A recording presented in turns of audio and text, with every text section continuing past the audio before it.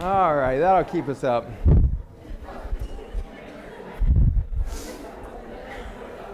That feels friggin' good, right? Feels friggin' awesome. Because we're alive. We are alive today, which is so amazing. It's so miraculous that we can have something called life coursing through our bodies, our minds, our spirits. So exciting. We're going to take some deep dives today. I do want to recognize that so many dozens of you came up over the last couple days to say, I've listened to every single thing you've ever said, and I came to hear you say stuff. I'm like, what are you thinking? Like, what makes you think you're going to hear anything new today? But you're going to hear some new stuff today. But in addition to that, I do want to recognize that I'm not under any confusion as to where this revolution is really coming from. And it's not coming from me or any other person. What has moved you all to listen to many thought leaders here this weekend is the sound between our words. There's a little vibration coming through the fabric of society today, coming through the fabric of what we could call life today, a vibration that's rising, calling you home. How many of you feel out of place in any given day? Yeah, I think you do. I think every last one of you wake up feeling a little bit like you ended up in the wrong neighborhood. You ended up in the wrong family. You look at your siblings and you're like, are you kidding me? How did that happen? You look at your parents and you're like, they're sweet, but how did that happen? You look at your species and you're like, that's just terrible. That's just a horrific scene. But then you see a human and you say, how beautiful is that? How beautiful are each of you? It just brings me to the edge of tears just to see each of you. The complexity of being alive is extraordinary, beyond the human mind's capacity for comprehension. And it's in that awe, in that moment of ridiculous awareness of how impossible it is that a human would be alive and sentient and conscious enough to attempt something called love. What a mystery. Anybody who's been married for a long time, especially to a man, you wonder, why do you keep trying? Why do you keep the effort going every day? What makes you think we're going to change? Like, we're the same. Yeah, since I was about 6, I really haven't changed. But you are inspired to love bigger and different each day. And if you're not feeling inspired, I want you to take the humbling realization that it's not because of your spouse that you're feeling uninspired. It's because you're actually not quite deeply connected to Mother Earth. And we're going to dive into that today. How is it that we've separated ourselves from the Mother Earth, and what's happened because of that, and what is our opportunity that lays ahead? Let's jump in. Many of you have heard a lot of information about chemical farming from me and other things, but I want to back up yet again. You guys have let me back you up many times, and I'm going to back you up to a very large scale now. We're going to go not to the human body and this mega farming industries. We're going to back up to the whole planet. And I'm going to teach you something about carbon, and it's something beautiful. Carbon, it turns out, this one humble little element on the periodic table, is the element, I would argue, that defines life as we know it. Organic chemistry is a course that we all dread going into pre-med and all of this, and many of you have probably taken that course. Organic chemistry means the study of carbon. And it turns out that all living structures depend on carbon and carbon cycles to live. Fuel is the main example of this in the human body. Sugar and fat are both carbon chains that are both turned into the exact same molecule when it goes into a mitochondria. You've been told that the mitochondria are your power plant. Well, that power plant takes in sugar and fat, and in 2 simple enzymatic steps turns both the sugar and the fat into the identical molecule. It's called acetyl-CoA. And that becomes the fuel for the Krebs cycle and beyond. And that carbon substrate that we argue over in all these fad diets, should we eat fat, should we eat carbs, should we eat neither, should we just eat this thing called protein that's not even a fuel, what should we be eating? And it turns out that it's all carbon. It's just carbon reorganized into a lot of different variations. Now, many of you are familiar with this whole concept of global warming, it's been called, or climate change was the softening of it that the Republicans put into place.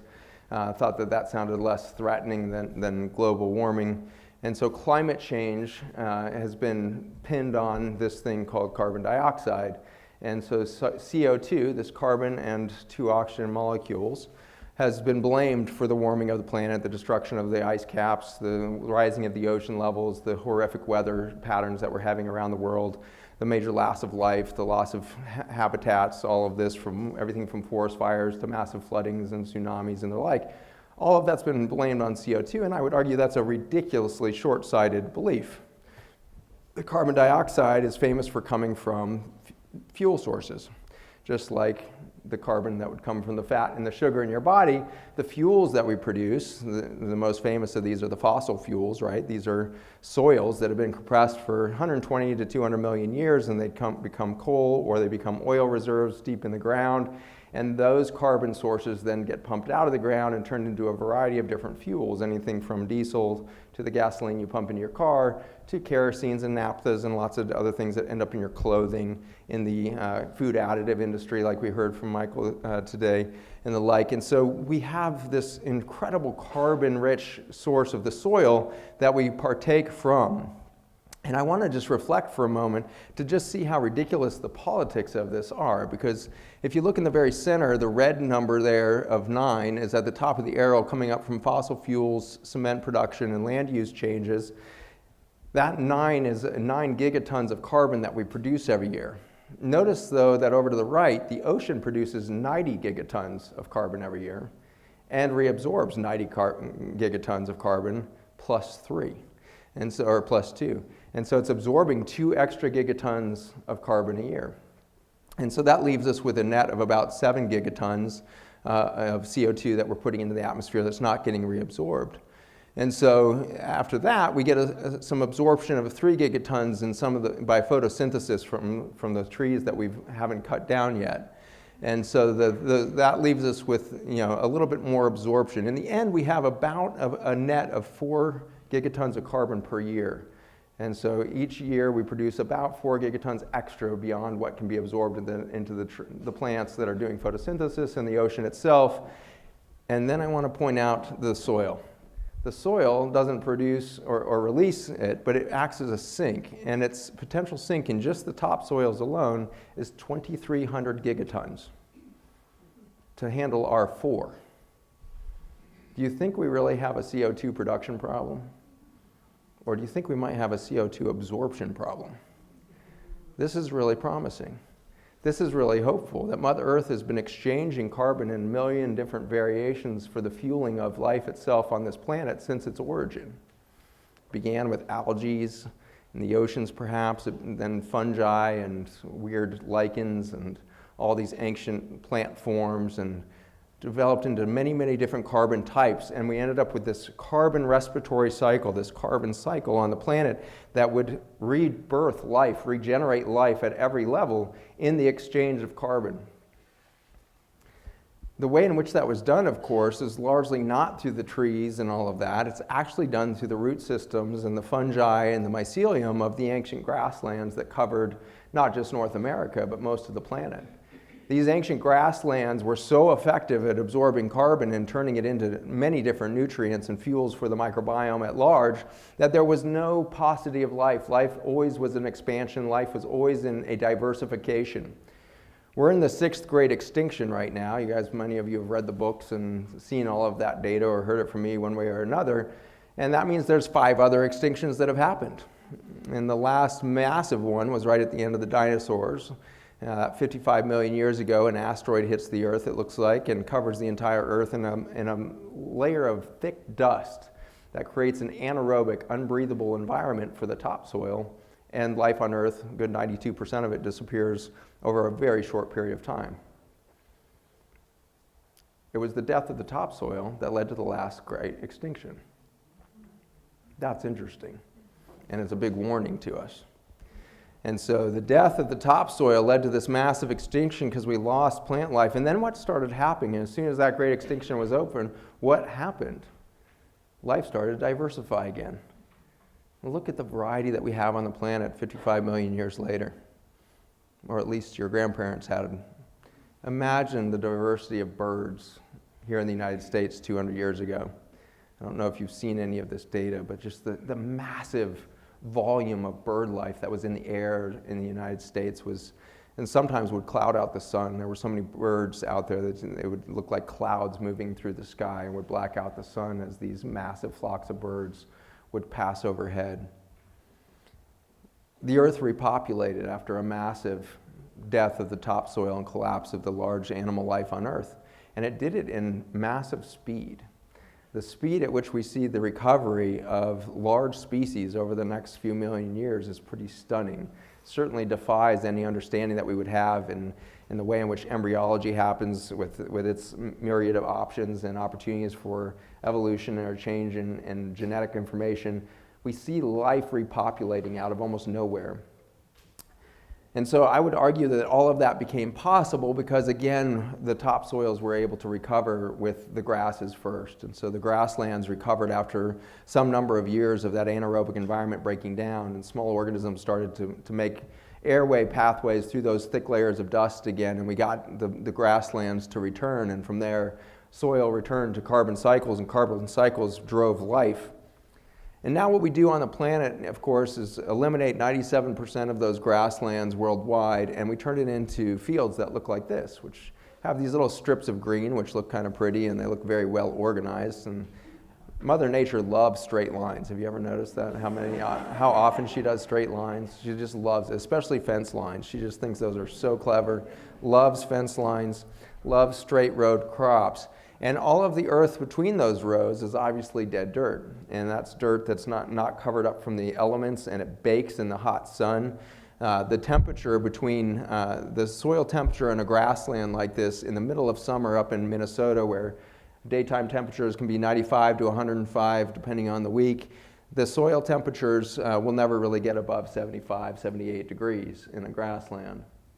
In contrast, if you go over to that typical farm in Minnesota now, that earth between the crops there will hit 130 degrees without a problem. And so that baking soil kills the microbiome within it. And we have sterile soil. You haven't sprayed any chemical on there yet. You haven't tilled it yet, but you killed it from just sheer heat. And so the ways in which we've made bare Mother Earth has led to a massive destruction of the fungi, the mycorrhizae, the incredibly complex coral reef-like structure of healthy soils. In the winters, it gets even worse, of course, because in the winters, these farmers, especially in northern climates, have been taught that you're an irresponsible farmer if you don't turn your field into that picture on the left with completely empty soil. And that's what you're supposed to do before the most horrific elements will hit.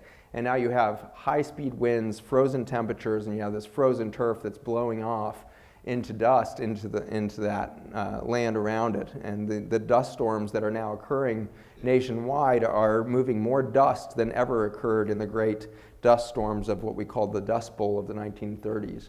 And so the 1920s and 30s are now being dwarfed by the amount of soil loss we have now achieved on an annual basis.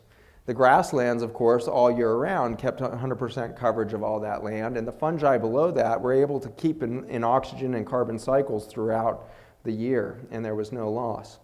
The architecture of the soil, of course, is beautiful to observe. These living, regenerative soils that we can observe and visit are teeming with life. So many earthworms, you wonder if there's more volume of worm than soil. And the structure is very solid. You can pick up these snowballs of soil. They're just so well formed in their architecture. The mycelium and mycorrhizae just keeping these beautiful structures, and then the micro root fibers and everything else. But if you go to your typical conventional farm or your typical organic farm today, it's just nothing. It's just dust. And I just did say your typical organic farm as well. And so it turns out when we do soil testing with the Soil Health Academy and all of this, the typical organic farm today unfortunately has worse quality soil than the chemical farm next door. That was a really depressing finding that we had. When I set out to shoot this documentary a year and a half ago, I thought I was going to tell this awesome story of how good organic farming was, only to find out that very few farmers are doing what we would really consider to be organic. And you have some organizations here today that are fighting for that awareness to make real organic recognized. With the advent of large-scale USDA-approved organics, in those 30 bullet points that you have to pass to be organic, it turns out there's not a single bullet point that says anything about the health of your soil. Actually, the word soil is not even mentioned, and neither is the word nutrient. And so it's interesting that we've created this organic philosophy that left out any mention of biology or health for the soil or the plants that would come out of it. And so instead, we just made it a list of don'ts, right? Don't do this, don't do that, don't spray this. But of course, you can't list all the things you shouldn't spray that would damage soil. And so you end up with a lot of spraying that's done organically. And of course, it says nothing about you can't destroy all of your mycorrhizae and everything else by over-tilling. And so over-tilling has become a massive problem in a lot of organic operations because they feel like they can't spray effective weed killers, and so they'll just disc it all down at the end of the cover crop season or the growing season. And whenever you disc a field, you destroy the mycorrhizae and the whole infrastructure and architecture of that soil microbiome, and you end up with dead soils. Worldwide now, it's kind of terrifying to see how little stable soil is left. And so this pale yellow here is showing stable soils. Where's the only place that we really see any significant amount of stable soil left is in the tundra. And so if you look up at the Arctic tundras of the northern, Russia and Canada there, you see stable soil because we haven't figured out how to farm tundra effectively yet. But that's the only reason. We'll figure it out soon because we don't have any viable soil left in most of the rest of the world. And if you look at the rest of the stable soils, they're mostly in mountains. And so it's not really agriculturally friendly lands that are left around the world that we could actually farm. So stable soils are basically only left in areas that we've been unable to touch with modern farming because both chemical and organic methods have destroyed soil architecture throughout the world. Another interesting thing that I love to do every winter is to overlap the data from the CDC when they put out, we just found the 3 or 6 flu virus strains that we think are going to be moving around pandemically, and we're going to put those into these vaccines. They discover that usually in like April, May of the year before that they make the vaccine, and then they find that, it turns out, on the depleted soils of Asia. And so the strains of swine and poultry and everything else that will breed these kind of horrifically new invasive species of flu are animals largely that are being grown in depleted ecosystems. Why do we have flu pandemics every year? Because we killed the soil of Asia. When did we do the most horrific killing of the soils of Asia? War. Which war? Vietnam. Yeah. I just listened to the entire history of World War I, and you could argue that we did some pretty horrific things to the soil in World War I throughout Europe as well. But in the 1960s, over the course of that short decade, we napalmed and Agent Oranged into oblivion the deep ancient jungles of Vietnam and Cambodia in an effort to make bare the Ho Chi Minh Trail so that we could better see the supply lines for the Viet Cong and kill them more effectively. And so that was, in my mind, the first time that in warfare we started to see Mother Nature as an enemy. And we went after her in massive force. From the air, we bombed her and we reaped terror and literally liquid fire pouring out of our airplanes with the napalm across those jungles, killing how many incredible intelligent species of mammals, how many monkeys suffered under the weight of all that napalm, burned to death, couldn't breathe. How many species of bird, incredible species of jungle cats. Horrific damage ignited across those jungles. And I think that it's only fair that in every war we see, since World War I, we see this kind of reaction of Mother Nature. At the end of World War I, with the horrific things that we did across the ecosystems of Europe and Russia, came the Spanish flu. And conservative estimates are that 20 million people died of Spanish flu. Those are felt to be horrifically underestimated now. They're thought to be more than 150 million deaths worldwide from that single flu over the course of 2 seasons. And that 150 million deaths was in the context of there being less than 2 billion people on the planet. And so a huge percentage of the planet was dying from this virus. And it was, I think, the planet's reaction to the horrific things that we had not just played out on her, but had played out on our own species. Can Mother Nature really tolerate a war, the first full-scale mechanized modern warfare that the Earth had ever seen? Could it really handle that loss of life without some retribution? We walked our young men into machine gun fire at the rates of 20 to 40,000 deaths per day in just the first month of the war in World War I. The catastrophic loss of life over those next few years of World War I would set the table for what absolutely unfolded to be the most deadly century in mankind's history. We killed such massive volumes with our own hands. And these were young men who, in any other setting, would have written our next great symphonies, our great poetry, done our greatest works of art. And I often look at the history of art and the contributions of small populations of humans that would have created the art of the Renaissance. And then you look at the massive population that we have at hand, the 7 billion people. How come we don't have art springing out of every single building on the planet right now? Because if we were at all matched to the few humans that were around in the 1200s and the 1400s and the 1600s, they were prolific artists. Music. You listen to the Mozarts and the Beethovens and everything. Where's our great symphonies today? Who are our great composers of today's generation? So few and far between now. I think Mother Earth is screaming for us to wake up, not just for the terror we play on her, but for the terror we play on ourselves.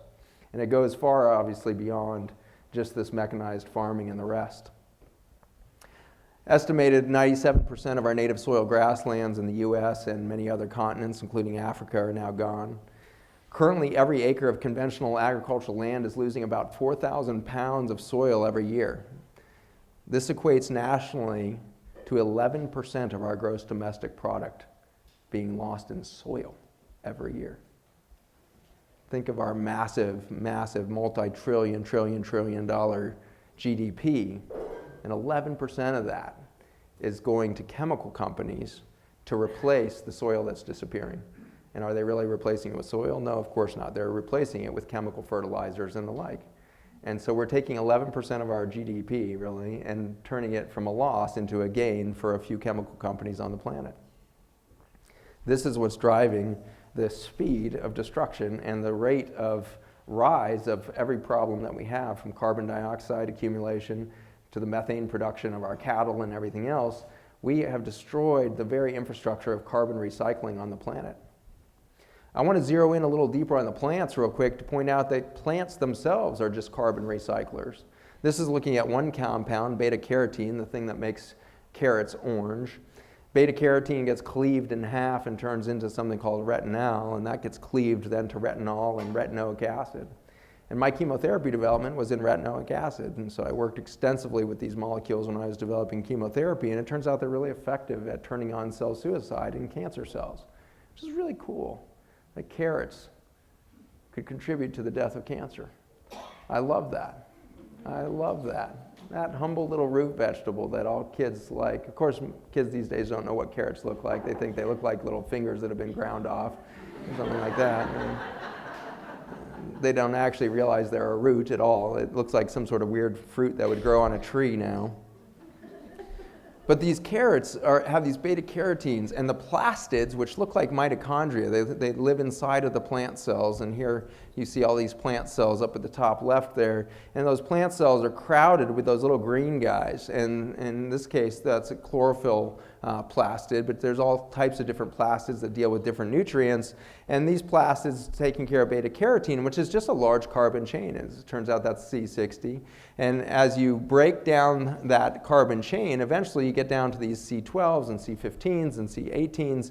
And these different carbon chains become different critical pieces of medicine within our food.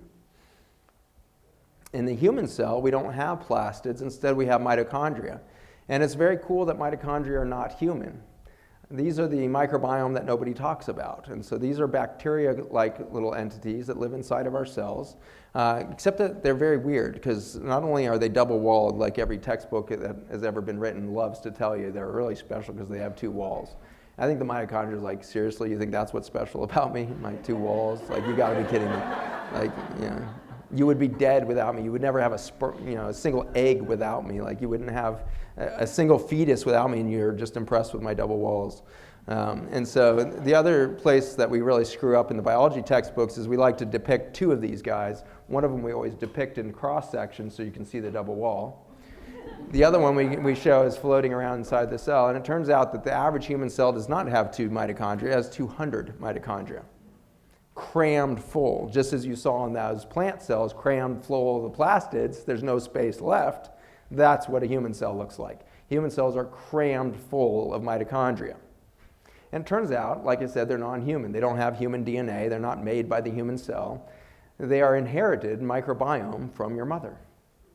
There's 3 species of mitochondria, which I find fascinating that nobody in the science realm is working on. What the hell are the 3 species, and why are they different? And how is that making us more unique? Or why are there 3 species? Why aren't there 300? Why is there not just 1? There's 3 species of mitochondria that live in human cells. Fascinating. Those mitochondria, it turns out, like the plastids in the plant, or like the planet Earth itself, are factories for carbon adjustment. They break down large carbon chains, like I mentioned earlier, from fat and sugar into CO2. All of biology, all of life, is carbon cycles. Fuel is carbon cycles at every level. For the plant, for the human, for the mitochondria, for the Earth itself, we need carbon cycles. And in breaking those, we have destroyed the possibility of life on Earth. And in the toxicity that results, we see Mother Earth coming up with really clever solutions. This guy is one of these things that you guys have been taught to fear, especially in the Vermont area and on down. What is that thing? Lyme spirochete. Oh my God, that thing is like the enemy. Now, it turns out there's like 15 species of these guys that live in your mouth flora at any given time. So don't bite each other. Human bites are the most problematic bite we see. In the ER, if you see a human bite, you never sew that up, because it will become abscessed and infected, because human saliva is one of the most interesting and intricate and confusing microbiomes on the planet. And in our current state, as we've gotten more and more exposed to antibiotics through our food chain and through our doctors and the like, we've developed severe overgrowth of weird bugs. And we do this on your fields as well. Farmers, anybody with a weed problem? Has anybody seen a weed? Of course. That's why, we spray our fields ad nauseum, is to kill the weeds. But it turns out that the weeds, like the bacteria that survive the onslaught of the antibiotics, are actually the salvation. And in regenerative agriculture, we do a lot of work with Soil Health Academy, with Alan and Ray and all those crazy guys, to reteach our farmers to call them forbs instead of weeds. Because the forbs are the most critical part. They are the foundation of the ecosystem and the nutritional system, not just for the soil itself, but also for the animals that would help recover that soil. The forbs are your very first step to regenerative effective agriculture.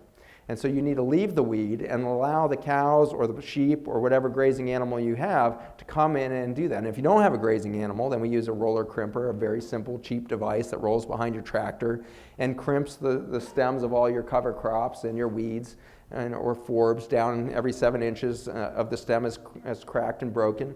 And so it lays it all down on the ground so that that forb can become the nutrient density that's needed for the soil to begin its recovery. I would posit that the Lyme spirochete that you all are being told is rampant in our environment is a forb. It's a weed that's trying to be part of the solution. And we keep killing that sucker. We keep blaming that guy as if it's the problem. just as we blame the weeds as if that's our problem, why we can't create huge monocultures. Earth abhors monocultures to begin with, but I guarantee you the spirochetes are not alone. I find fascinating that the spirochetes really play a similar role to the earthworms. Spirochetes, it turns out, are what we call chemo heterotrophs.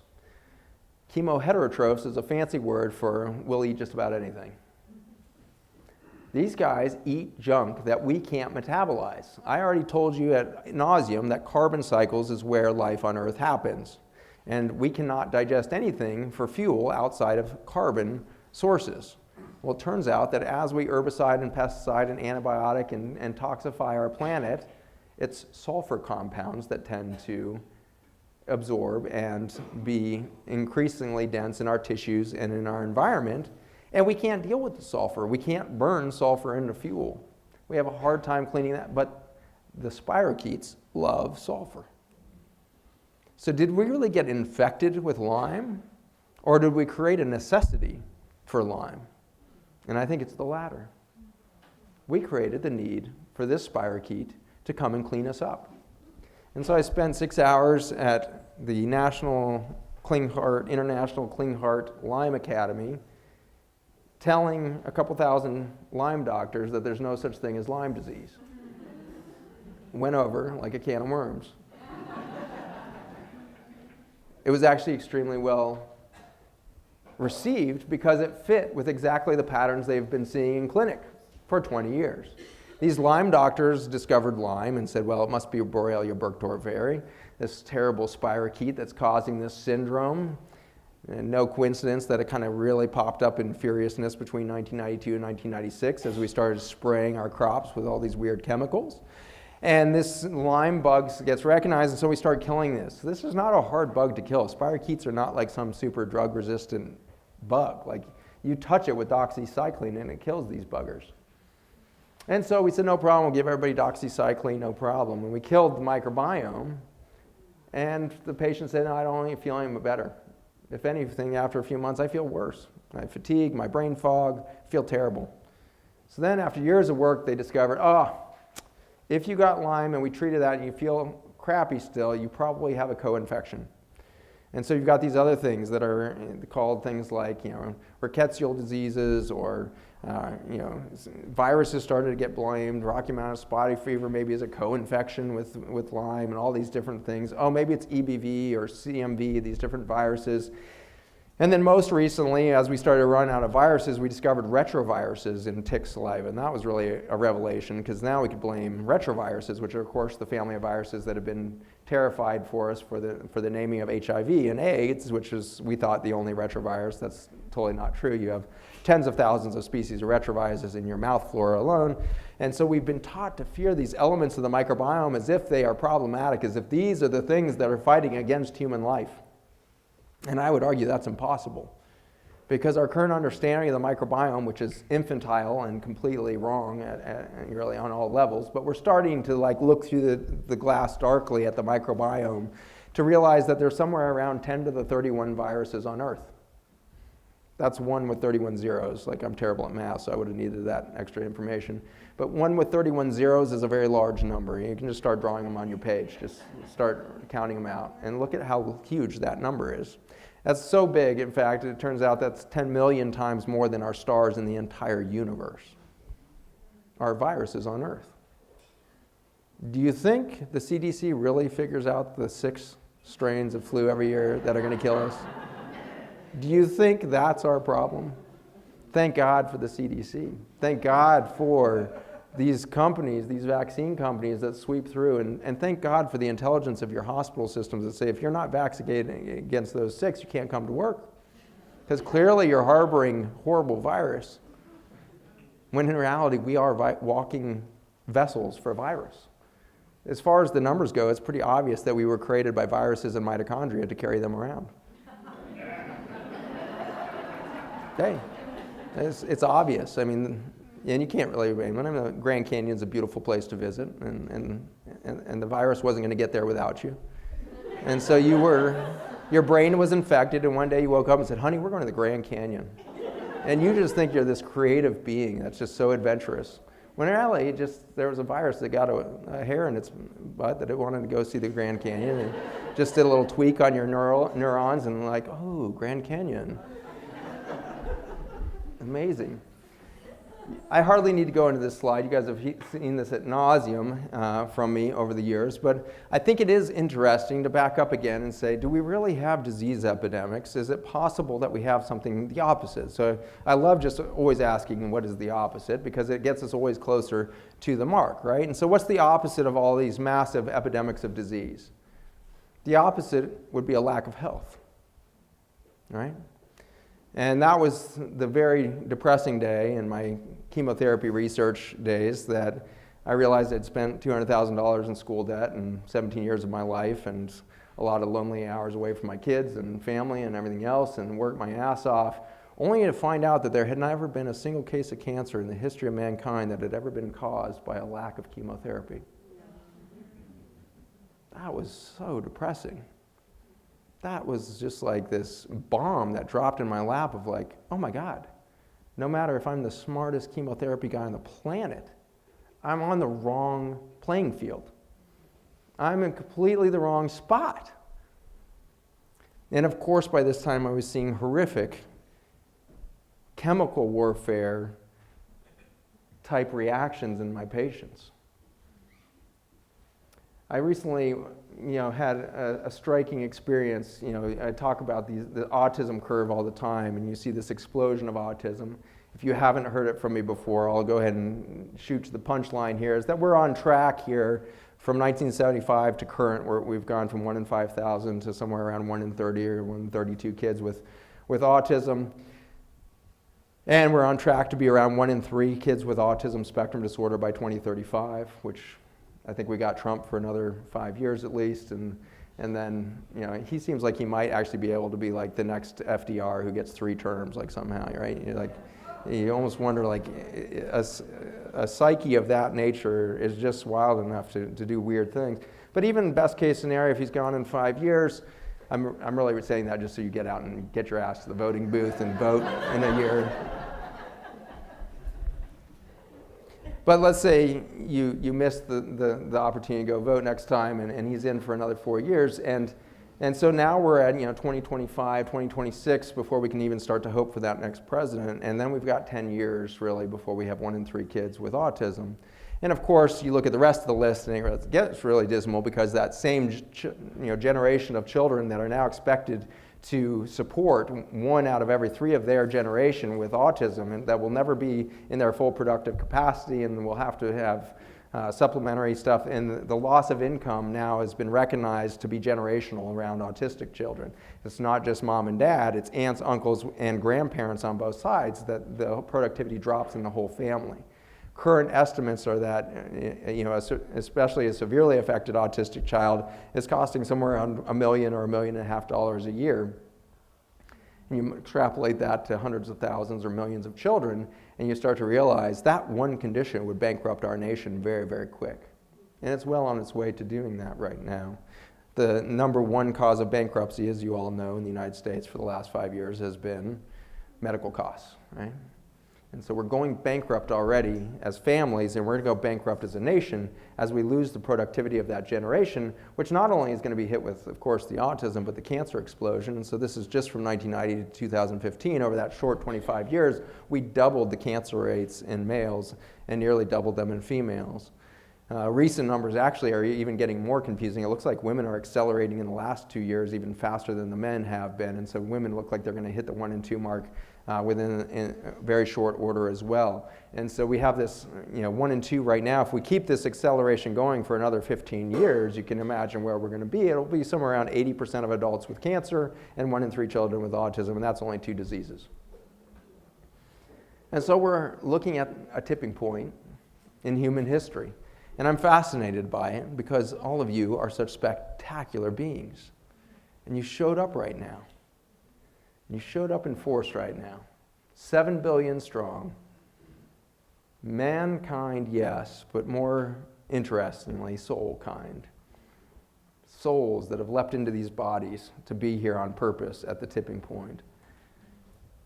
But we are losing the ability to think, which is interesting. neurodegenerative conditions are among the fastest growing in the world. And you look at ALS, which is a terrifying disease, now becoming 3.5x that, from 1.5 per 100,000 to 5.2 in that short 25-year period. 1970 to 2014, a little longer period, but MS went from 1.5 to 8.0 per 100,000. Celiac disease, which I consider a neurologic injury, is a 5.2 to 19.1 over that short 24 years there. U.S. prevalence in children of celiac disease is now recognized to be at 1 in 33 children by age 15. And so the speed at which this is jumping now, generation to generation, is a little bit daunting.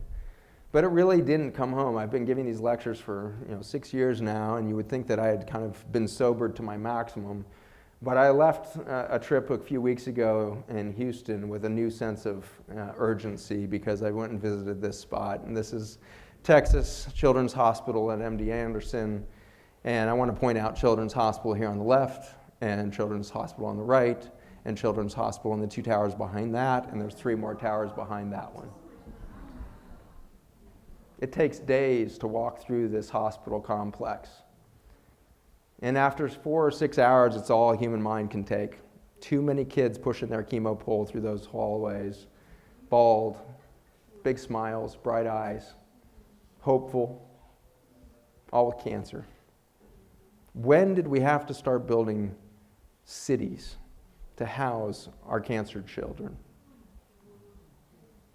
This really brought it into focus for me. This is not being talked about by any politician out there, by the CDC, by your doctor. We are all deluded into thinking that we understand the scope of the problem. But if you want an eye-opening environment, head to Houston and spend a day there. It's interesting that I didn't get invited there by any of their doctors. That's shocking. I got invited there by their grounds crew. Think about that for a second. The most progressively minded, anti-cancer minded people on that whole grounds are the very poorly paid, underpaid grounds people who realized, upon hearing one of my lectures a couple years ago, that they were delivering cancer to every room in that building through their ROSE program.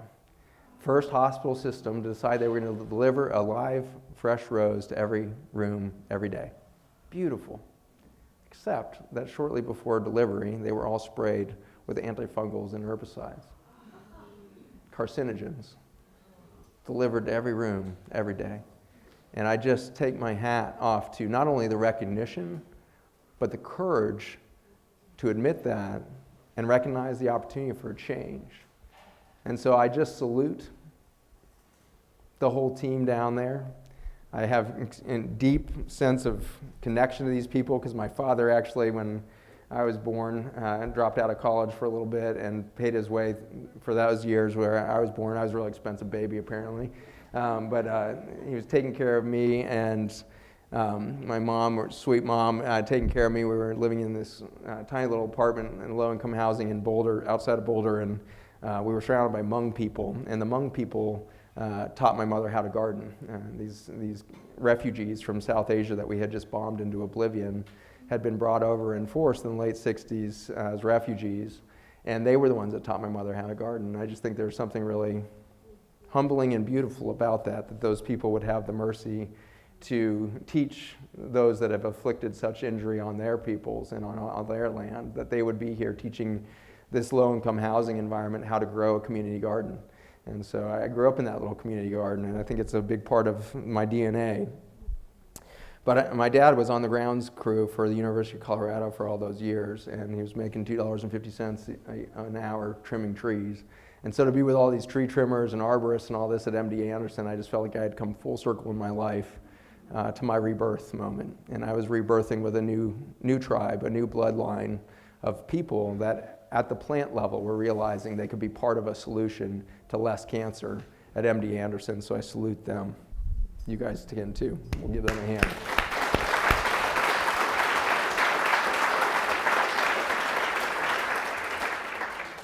I also love that they didn't invite me to come for advice. They didn't ask me how to do it. They came and invited me because they wanted to show me that the whole campus is 98% free of Roundup now. And so that is very cool. And there will be a decade before any of those doctors in any of those buildings realize what was underfoot and what had changed. But it's not our chronic diseases that's going to lead to the extinction of mankind in the next few decades. It's actually this. And sperm is one of my favorite topics, actually since I was pretty young, it turns out. But sperm is interesting. It's one of the few organisms that doesn't have mitochondria, right? And so these actually, like any other single-celled organism in the bacterial world, don't have mitochondria. And so this really makes the process of pregnancy more like an infection, perhaps, than anything else. But this process of these little swimming microbial type things that we call sperm are disappearing quickly from all Western developed worlds. And so since just 1970 to 2010, in that 30-year period, just one generation, we saw a drop of 52% by conservative estimates. More realistic estimates are around 58.4% drop in sperm counts over that short period of time.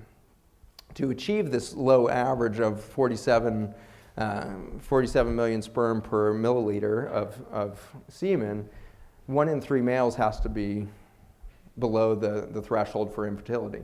So we've already got 1 in 3 males with infertile levels of sperm to achieve these levels. If we do this one more time and we reach 22 or 23 or 26 million sperm per ml, we'll have somewhere probably around 60 to 70% of males infertile in the next 30 years. If you do that one more time, we don't have fertile males left. And so over the next 60 years, we become infertile and crippled with the highest rates of chronic disease on the planet. And so who's going to support those generations when we're all over the age of 70, when we're all suffering from chronic disease? Who produces the income? Who produces all of the medicine in the hospitals that will house all of us? And so I'm really overjoyed to tell you that we're almost extinct. And what a wonderful thing for planet Earth. What a gift to Mother Earth that we would disappear in a humble way. Or not. Or not. Maybe we could take this opportunity to rise in consciousness and shift everything. And that's why you're here. You're a part of a rise of consciousness that's literally unstoppable. How many of you have heard every single lecture that I've ever given, and yet you're here again, and you don't even know why you're compelled to come again? You're coming again not because of me, but because of the consciousness you feel in a room like this. The vibration. Just like the vibration that started us off in these bowls. These are harmonics of the human soul. Is that accurate enough? I don't have anything to really back that up, but I just... You guys are the experts. I feel that the human soul must sing a beautiful song, and that was extraordinary. Did you feel your body vibrate? Did your body respond? For me, it's my sternocleidomastoids, which is just a cool sounding muscle anyways. But the sternocleidomastoid is like my antenna. Every time I'm doing energy medicine or in my clinic and I know I'm right in flow with my patient and everything else, these things light up like freaking fire. And I've got this just electricity running through my face and neck from these muscles coming up like rabbit ear antennas. And as soon as they start playing, whew, lighting up. And you guys felt it, goosebumpy electricity flowing through your body. What is that? Have you ever seen an orchestra tuning up, right? So you strike an A on a violin and every other string in the symphony starts vibrating. That's tuned at A. That's why I know that that's of the human soul vibration, because I vibrate to it. We recognize the vibrations because we can't help it. We vibrate to our own tune. And it's a beautiful thing that you have a tune, that you can be tuned. And so I believe the reason you came today is not to hear a single word from me, not to do anything but to hug each other long enough, to sit in each other's presence long enough that you would retune. And the static of the news and the politics and the agro systems and the pharma systems just disappeared. And so let's celebrate that for a moment of silence right now. Let's just close our eyes. Put your feet next to each other. Uncross your legs. Put your feet next to each other. Sit up straight. Give your spine the honor of a straight sit. Sit up. Let your pelvis tilt forward a little bit. Instead of being cupped in that fetal position, chest out a little bit. Your chin up like you're looking over the horizon with your eyes closed. Can you guys create a tone for us? Just real quick. I want you guys to retune. I want you to retune to become an epicenter of transformation. I want you guys to vibrate to the sound that's going to unfold here and know that you are retuning every cell in your body such that you can eliminate cancer in this moment. The cancer cells in your bodies, once retuned, will recognize what they are and they'll simply disappear through apoptosis, cell suicide. So as the tone rises, visualize reconnection in every cell of your body. Let your spirit rise past the suffering and the emotional traumas that we've spoken so far. We're going to let all that rise out of us.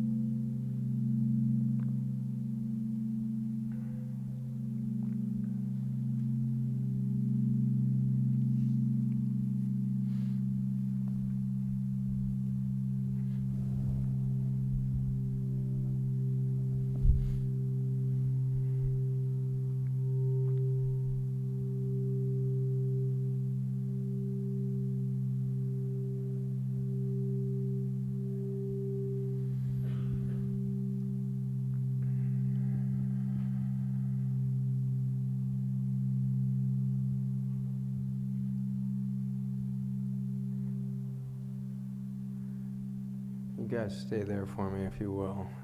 We're not done. This is too freaking cool. We're going to keep this going. This is amazing. What beauty, seeing all of you vibrate. Respond to your call. Respond to your homing beacon. Soul feels at home here.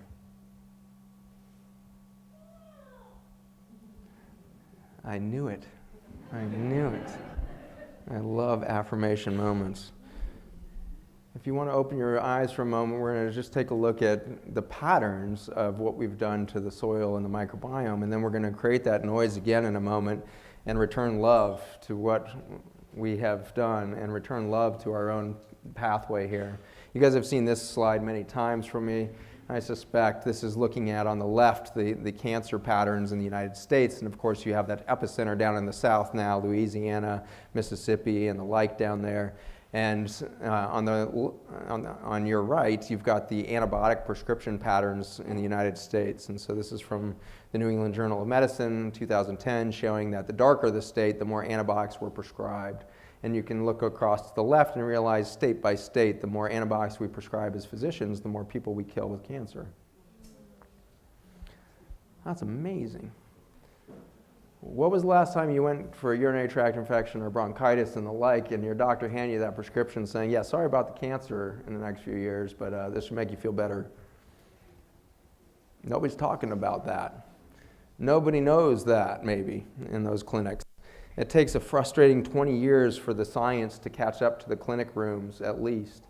And so for another 20 years, we'll hand out prescriptions of antibiotics only to speed the demise of that population into cancer death.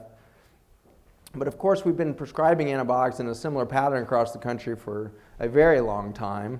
without any change over the last 20 years of the number of prescriptions of antibiotics, and yet our cancer maps flipped. And so from 1970 to 1994, you see death really dominant here in Vermont. This is where all the cancer deaths were always highest, was in the Northeast, all the way up into Rhode Island and the likes. Maine was relatively spared from some of the cancers, but really all the way up the coast there in New England was the epicenter of most of the cancer. The one standout was prostate cancer, which of course hit New England hard, but it was also dominant in the Northwest. And so interesting patterns of cancer death over all of the recorded history in this country until the last 13 years between 1994 and 2007, and suddenly that map flipped. But you do see that still epicenter up there, right? Maine and down the tip of New England there. And so we have this decimating effect still up through this territory of the Northeast. And many of you have even mentioned in this stay together here that New England became one of the first areas of our country to do complete moonscape events in the late 1800s to completely cut down every tree in these states. And so we had a massive disruption of topsoil through the demolishing of those forests. And so by the late 1800s, this was a moonscape with a lot of poor quality depleted soils under the feet of sheep. And so you had just these horrifically non-regenerative foresting and farming techniques that depleted this. And I would argue that much of the toxicity and cancer rates that we still see from 1970 to 1994 are leftover from a decimation of planet Earth and the microbes that would have prevented the cancer in the first place. And so you have long been in the epicenter of cancer, but then we see this acceleration throughout the South. And you guys already know the punchlines. It wasn't the antibiotics from our doctors, it was the antibiotics from our farmers. And so this glyphosate molecule, the active ingredient in Roundup, is the most abundant antibiotic on Earth, never been patented as a weed killer. It's been patented as an antibiotic, antifungal, antiparasite. It kills bugs in the dirt and in your gut. And so this potent antibiotic, wide spectrum antibiotic, kills the soil. And so doing, we distribute it throughout the planet because Roundup, especially in its commercial form of Roundup, much more dangerous than glyphosate. It actually took us 6 years in my laboratory to be able to figure out how to test the commercial grade Roundup because it's so toxic we just kept killing ourselves. And so glyphosate is about 1/10 as potent as commercial Roundup. And so Roundup has all kinds of 16 other surfactants and chemicals that take the glyphosate quicker into the cell to kill it quicker. And so Roundup is a decimating, perfected recipe for chemical disaster in plant cells, bacteria, fungi, and the like. It's an atomic bomb to the microbiome on the planet. And if we look at the spraying then of this water-soluble toxin, which gets into our water systems, the runoff from our farms, and of course from the water systems into the air we breathe. And so 75% of the air we breathe, in these, especially in these dense areas of spraying out here, are loaded with Roundup. 75% of the rainfall is contaminated. And so as we think about organic farming and we think, oh, I'm eating organic, therefore I'm not eating Roundup, you're wrong. In the United States, you're always eating Roundup on some level because it's everywhere. And so if it ever rained on your crop, or if you ever had to give supplemental watering to your crop, you sprayed Roundup on there unknowingly perhaps. And so this ever-present quality now in our air that we breathe and the water that we are surrounded by and in the oceans is being carried into these massive water systems. And so you can see the cancer map not really line up with where we're actually spraying it, but instead lines up with our water systems. And so I apologize for the lights shining on there, but you can imagine in the middle here is a huge purple swath that we call the Mississippi River, and all of the tributaries of the Mississippi here, it covers this whole sector of the United States. So you're a huge swath, some 80% of this farmland, all of that Roundup being sucked up into a single water system and distributed down into one last massive body of water that we call the Great Muddy because it's carrying all of the silt and topsoil that washed out of all of those farms. But the Great Muddy, that water as it dumps into the ocean, the last 90 miles goes between Baton Rouge and New Orleans, which is now called Cancer Alley. Highest rates of cancer in the entire world in the last 90 miles of the Mississippi River. 75% of their rain and water and air contaminated, and they are literally sterile. We have demolished the microbiome of the South, and disease becomes rampant. But it's not just cancer. I'm going to turn your attention back to Lyme disease. Look at this new epicenter of Lyme. I thought New England was the whole epicenter of Lyme. What's that? I don't understand the colors. Okay, yeah, so it's the reds and blues. There's a little bit of Lyme throughout the greens, but the hots are the reds and blues there. And so we have this whole new epicenter developing in California and up into the Northwest through all of our agricultural lands there. And then we have this huge hot spot through the Mississippi River tributaries of Lyme. That's not the pattern we were told. If this was a tick-borne disease, shouldn't it follow the natural migration patterns of ticks or the deer that would carry those ticks? How can it jump from the Northeast into the Mississippi Delta? Oh, just jump all the way across over there to California, these hot spots. Is there really such a thing as Lyme disease? Or is there just sulfur toxicity that requires an increase in the amount of spirochetes present in your body? Fascinating. And so as we look at that epicenter of spraying, we see a huge overlap, and it goes beyond that. What about rickettsial tick-borne diseases? That's weird. Those line up with the spraying maps really well, too. Ehrlichia, another tick-borne disease, epicenter in the middle of the Mississippi River tributaries. Not like that before. This is the one that really turned the tide when I was lecturing at the International Lyme event. I wanted to show them what Lyme disease actually looks like under an electron microscope. Do you see this one little lone spirochete traveling through complex human tissue over here? Does that look like an infection to you? Does that look like an explosive, violent, malignant process to you? That one lone spirochete sneaking between human cells, grazing like a gentle cow, eating up the sulfur between the cells. And there's, interestingly, zero inflammation following that guy. There's no cell damage apparent. There's no inflammatory process evident. Is it possible that the microbiome is taking care of you? Is it possible that the microbiome would have let you live if it didn't want you here? Literally grazing between your cells to clean up the toxicity that your fellow man has poured out upon you and your children. Interestingly, the Lyme patients have a decrease in cytosolic ionized calcium in peripheral blood compared to normal. So somebody without any detectable Lyme spirochetes in their system have a relatively high amount of calcium or a normal amount of calcium in the blue. But when Lyme is present, there's a very low amount of calcium present. And this is the opposite of what you see with infection. In any other infectious process ever described, you have this explosive increase in calcium in the bloodstream from the infectious inflammatory process. But instead, you see a decrease in calcium. Well, what other conditions do you see a decrease in calcium in the bloodstream? And it turns out it's the autoimmune diseases, rheumatoid arthritis being the most classic.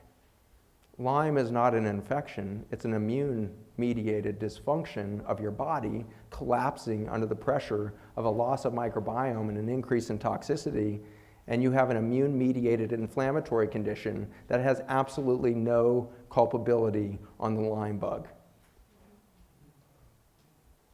How many billions of dollars are we spending right now to kill that bug? A lot.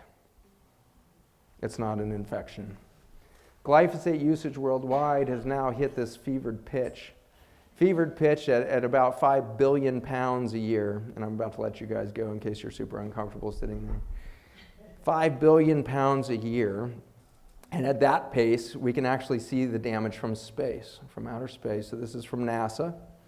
This is looking down from space at the Mississippi tributaries there, and the green is depicting all the farmland that's feeding into those tributaries, and the reds are the big city areas.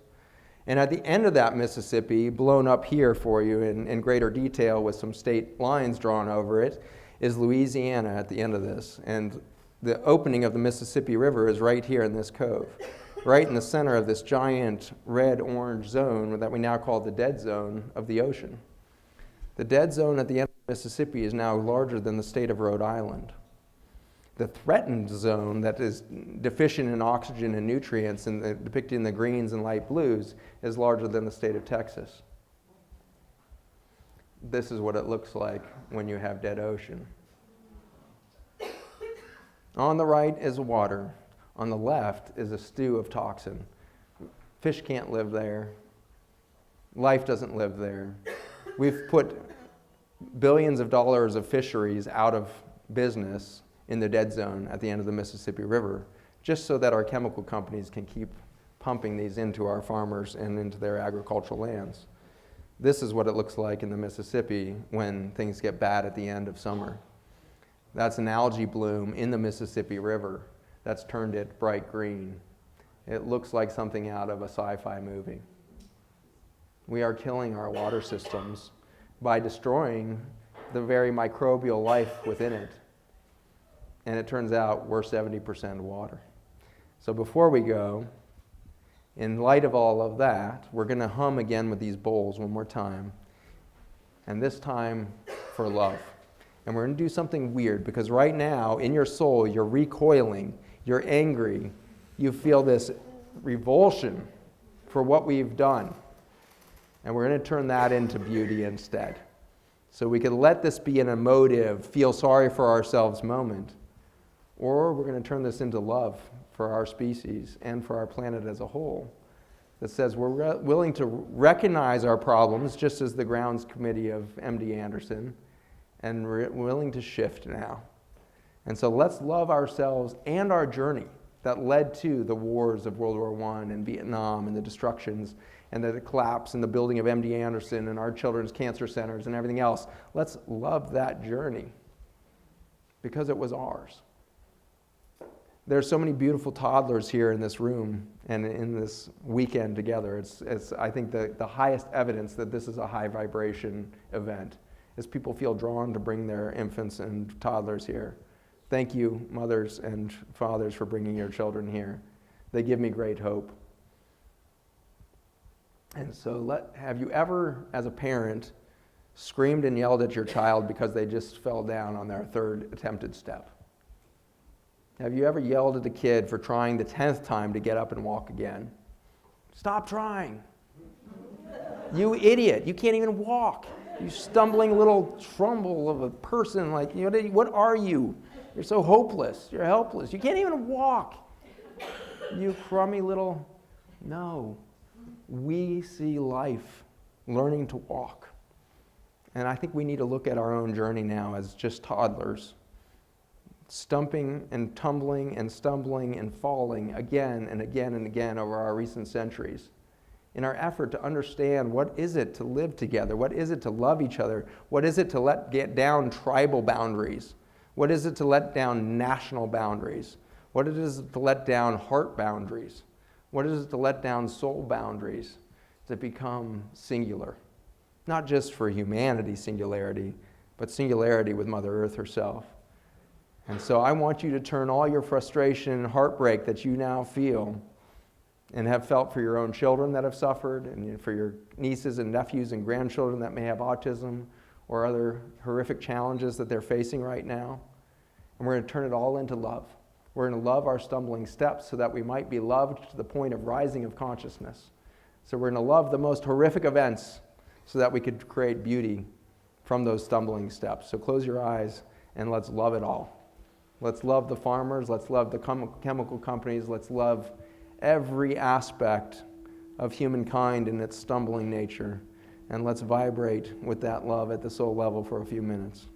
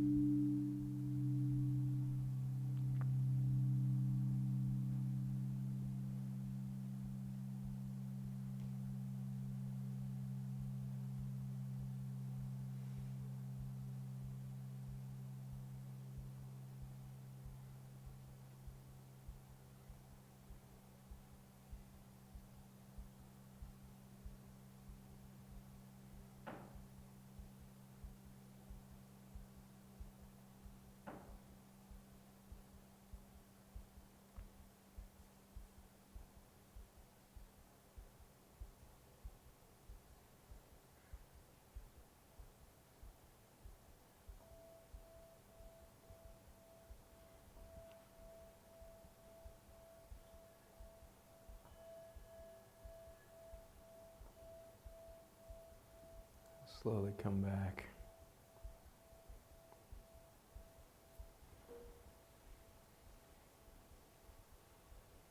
Slowly come back in.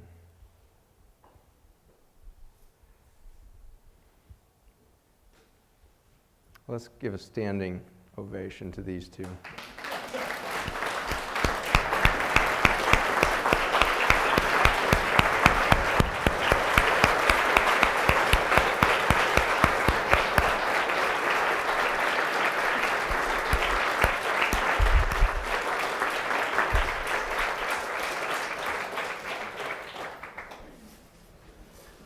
That felt like church. That felt like the kind of celebration that our souls are hungry for. What if church was about loving every full step and elevating it through love to the next opportunity? We're going to take a fast look now into the human body and understand that we are 70% water, just as planet Earth is 70% water. Just as we have carbon cycles, we have water cycles. Your breath is full of water. Your breath is full of life itself. It's interesting that your breath is full of microbes and viruses. It's interesting that I've infected you with my microbiome over the last hour. And you'll be changed forever. It's one of the interesting things. It's quantum physics. Once an event has happened, it changes all other observable events in the universe, literally. And so you affect one electron in the universe, and you change the spin of all the other observed electrons. And so we are changing the spin of human life today by our focus and our conscious effort to be aware and to be present right now. I want you to think about thought itself. And we're going to start to look at the origin of thought, because we've been talking about and experiencing consciousness. And this thought thing that happens in our brain is this very ethereal, weird version or element within our consciousness. And there's this huge narcissistic belief that the human brain must be the most intelligent of all brains that have ever developed, because look at what we've managed to do. We managed to kill 90% of other species as soon as we land on any body of land and everything else, and we adapt to any social or geographical or weather pattern. We figure out how to make warmer clothes by killing more animals for their skins, or pumping more carbon out of the planet to make more plastic nylon coats and jackets and whatever we need. And so we are so adaptable. We must be brilliant. And so it must be our brain that's causing all of this travesty on Earth. But then let's take a look at the brain in relationship to the microbiome. And it starts to get really interesting, because in the recent work coming out of UCSD, San Diego, and San Francisco, the UC programs, we're starting to see a lot of pictures like this. And this is depicting the relationship between the enteric endocrine cells, which are these green globule cells depicted here, that produce all the serotonin and dopamine in the gut lining. It turns out 90% of the serotonin made in your body is made in your gut lining, not your brain. That's weird, because we keep taking all these antidepressants to increase the serotonin turnover in our brains, when in fact we should just be feeding our gut better so that we can make the serotonin to prevent the depression to begin with. 50% of the dopamine is made in the gut, and you think, well, at least 50% must be made in the brain, and of course we're wrong again, because 40% is made in the kidney tubules. So 90% of the serotonin, 90% of the dopamine in your body is not made anywhere near the brain. But it gets really cool. We used to think that this was the picture. We used to depict it as the enteric endocrine cell getting fed by the bacteria and fungi, and all the food you eat getting digested by those guys and fueled, and it turns all those precursors into serotonin and dopamine, which synapses miraculously with these afferent neurons in your gut. Your second densest location of neural density in the whole body, outside of the central nervous system of the brain, is the gut lining. So you have this massive density of neurons in your gut that are absorbing, among other things, a bunch of the serotonin and dopamine and trafficking it around the body for information transfer. And it turns out that that model broke as we started to get these three-dimensional models back as to what the gut lining actually looks like, because the red in this picture is depicting that afferent neuron, and look at what it's doing. It's not coming up here just to wrap around the enteric endocrine cell to pick up serotonin and dopamine. It's sticking its snout out past the adjacent epithelial cell, which is just a boundary cell, out into the milieu of the bacteria itself. Simultaneous to these publications comes the realization that the ion channels by which the bacteria emit and communicate ions, through mostly potassium and hydrogen ions, are exactly the same as on the surface of these neurons. In other words, the bacteria and fungi can talk directly to your brain without ever going through the bloodstream or anything else. The microbiome is literally giving instruction to your brain. And doesn't that make a hell of a lot of sense in the end? Because as intelligent as your computers are, I mean, the intelligence of your cell phone alone is a little bit mind-boggling, but let's think about a desktop computer for a moment, if you still have one of those dinosaurs. That desktop computer has this CPU chip, right? Just like all the other computers, that central processing unit. And it turns out that's very similar to the brain. The CPU chip has never in its history written a term paper. Doesn't know how to. It doesn't know how to create any data at all, because it's just a cluster of channels of information processing that has to compute all the information coming in from where. Has the keyboard ever written a term paper? Well, it turns out that your CPU chip, called the brain, is attached to the keyboard, which is your gut lining, the afferent nerves there, but the keyboard doesn't know how to type a paper either. The only thing that we have found so far that's actually typing information on your computer is the microbiome. What if every thought you have is the result of quorum sensing? Is the result of massive ecosystem, 5 million species of fungi, hundreds of thousands of species of bacteria, 300,000 species of parasites.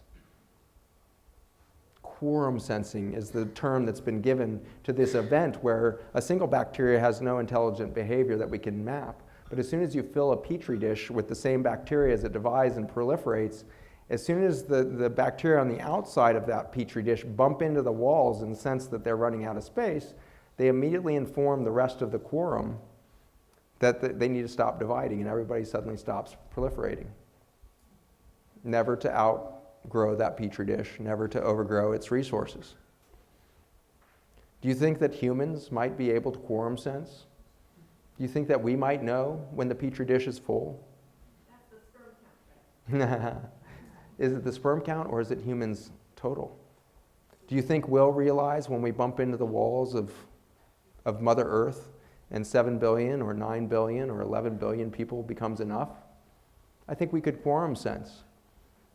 Right now, there are literally, closed doors around the world talking about our population problem. And geoengineering is afoot. People are trying to figure out how to shut down productivity, reproductive capacity of the African nations. This is being discussed in relation to vaccines, in relationships to fuel sources, food systems. It's being justified out of the need to shut down human reproductivity. Do you think if we had regenerative farming as a normal in agriculture, we'd have a lack of food on the planet? Do you think we could feed 7 billion people? We wouldn't have 7 billion. We probably wouldn't have 7 billion people. Why would we stop having children? Because we would have education. The best way to reduce the reproductivity of humans is to give them an education. It's been proven time and time and time again. And resources. Give them education, and through that, they can produce the resources that they can thrive, and they will have less children. I don't even know all of the psychosocial reasons for it, but I don't think it's even psychosocial. It's just the realization that we should be more than human. We should be life on Earth, which means we should be bacteria and fungi and birds and other species. And so we'll stop crowding out all the others through our realization that life is abundant on Earth without massive reproductive quality of humans ourselves. And so consciousness rises, awareness rises, and I am not sure that we are having original thought. Certainly nothing I think in a day was given to me by a professor. Certainly nothing that gets me up and out of bed in the morning was taught to me in a textbook. I think my microbes are connected to Mother Earth on the quorum level and are saying, get the fuck up, Zach.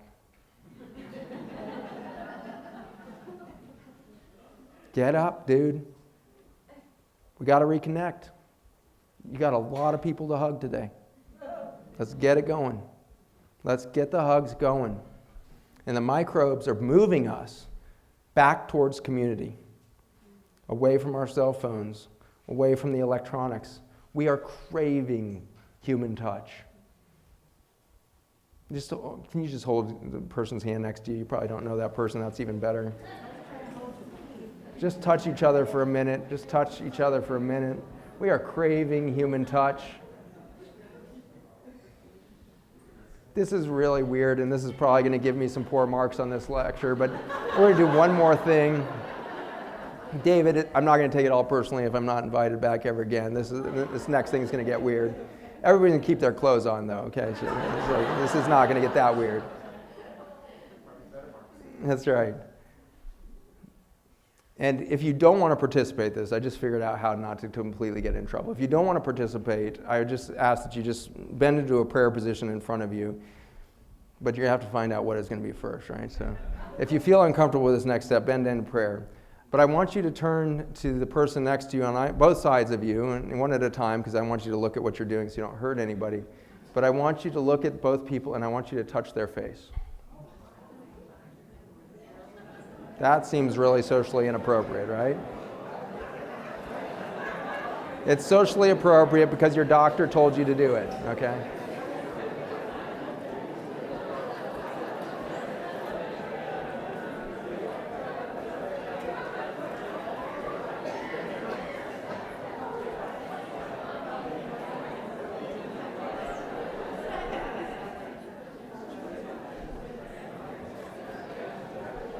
Isn't that amazing? Isn't that amazing? Aren't our cheeks so funny? They're just so funny. They're just such funny, like, pockets of fleshy stuff, like, on the sides of our face that are really there for no reason other than to be touched and kissed. Really? You know, and smile, and just get all funny shaped when we smile, and dimples in them and everything else. Such a funny thing, these faces, and they never get touched. And so I'm in a habit, and when my wife met me, she thought I was insane because I get in this habit at night where I start rubbing my own face quite vigorously. And it probably looks funny, but it feels so damn good. And I'm just so relieved at the end of the day when I live in a certain amount of intensity that sometimes I wish I would get better at just releasing. But that intensity expresses itself, actually, interestingly, in our eyeballs. Our eyes are straining forward all day long in this fight or flight effort to find clarity in the darkness, in the fog of our brain fog or the fog of society, the fog of war. We're looking through that glass darkly, and we strain our eyes in an effort to see hope. And they're so tired at the end of the day.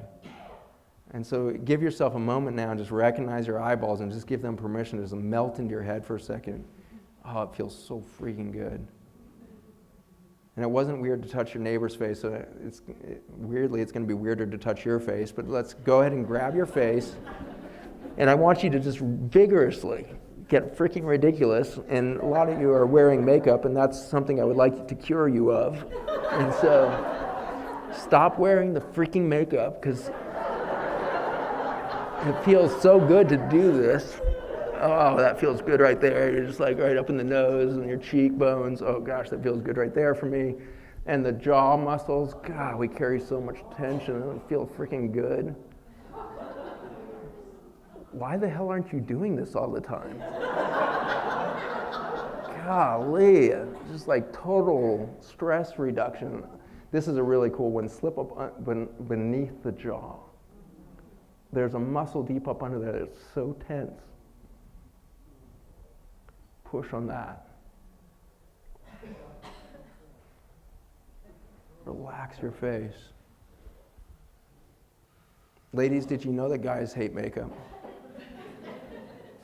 I feel the need to tell you that, just because I can't figure out why you're wearing it. And so just stop putting that stuff on your face, because we want to touch your face. We want to get up in it.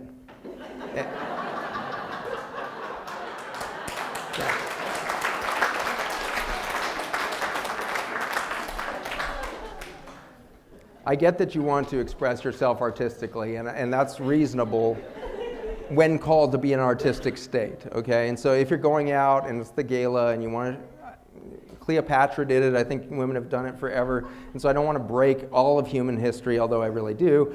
But daily, you are spending so much effort to eat cleanly. And then you go layer on 150 toxins onto your face that's quickly absorbed into your bloodstream every day. And you wonder what the hell's going on. You're like, why am I aging? I ate organic carrots today. I should be like freaking 6 years old. No, you're like a freaking moving chemical nightmare with that thing on your face, and so stop putting on the makeup. And at very least, find less toxic makeup. Okay, it's out there. Shop for it. Get it figured out, because my God, it is so sad to see the efforts of our beautiful, sentient, most intelligent of our species being forced socially to cover yourself up. Your husbands don't actually like the makeup, and so it makes me wonder if you're actually hiding from yourself more than your husbands. Because being married, I can tell you the most beautiful moment is when I get to wake up first and see that woman lying on a pillow. All the stress gone from her face. She hasn't started thinking of her to-do list or mine, which I always make her think of my to-do list too. And so she's just angelically peaceful on that pillow. And it is what I married. It is what I fell in love with. And it's so tragic that so few people get to see my wife sleeping. I wasn't going to get weird with that. You made it weird, just for the record.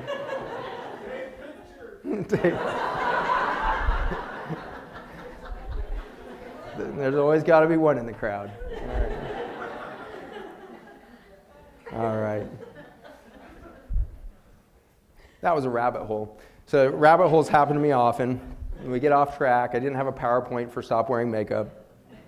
I actually didn't even have a PowerPoint for rub your face all over. But I'm just remembering how much we want to be touched.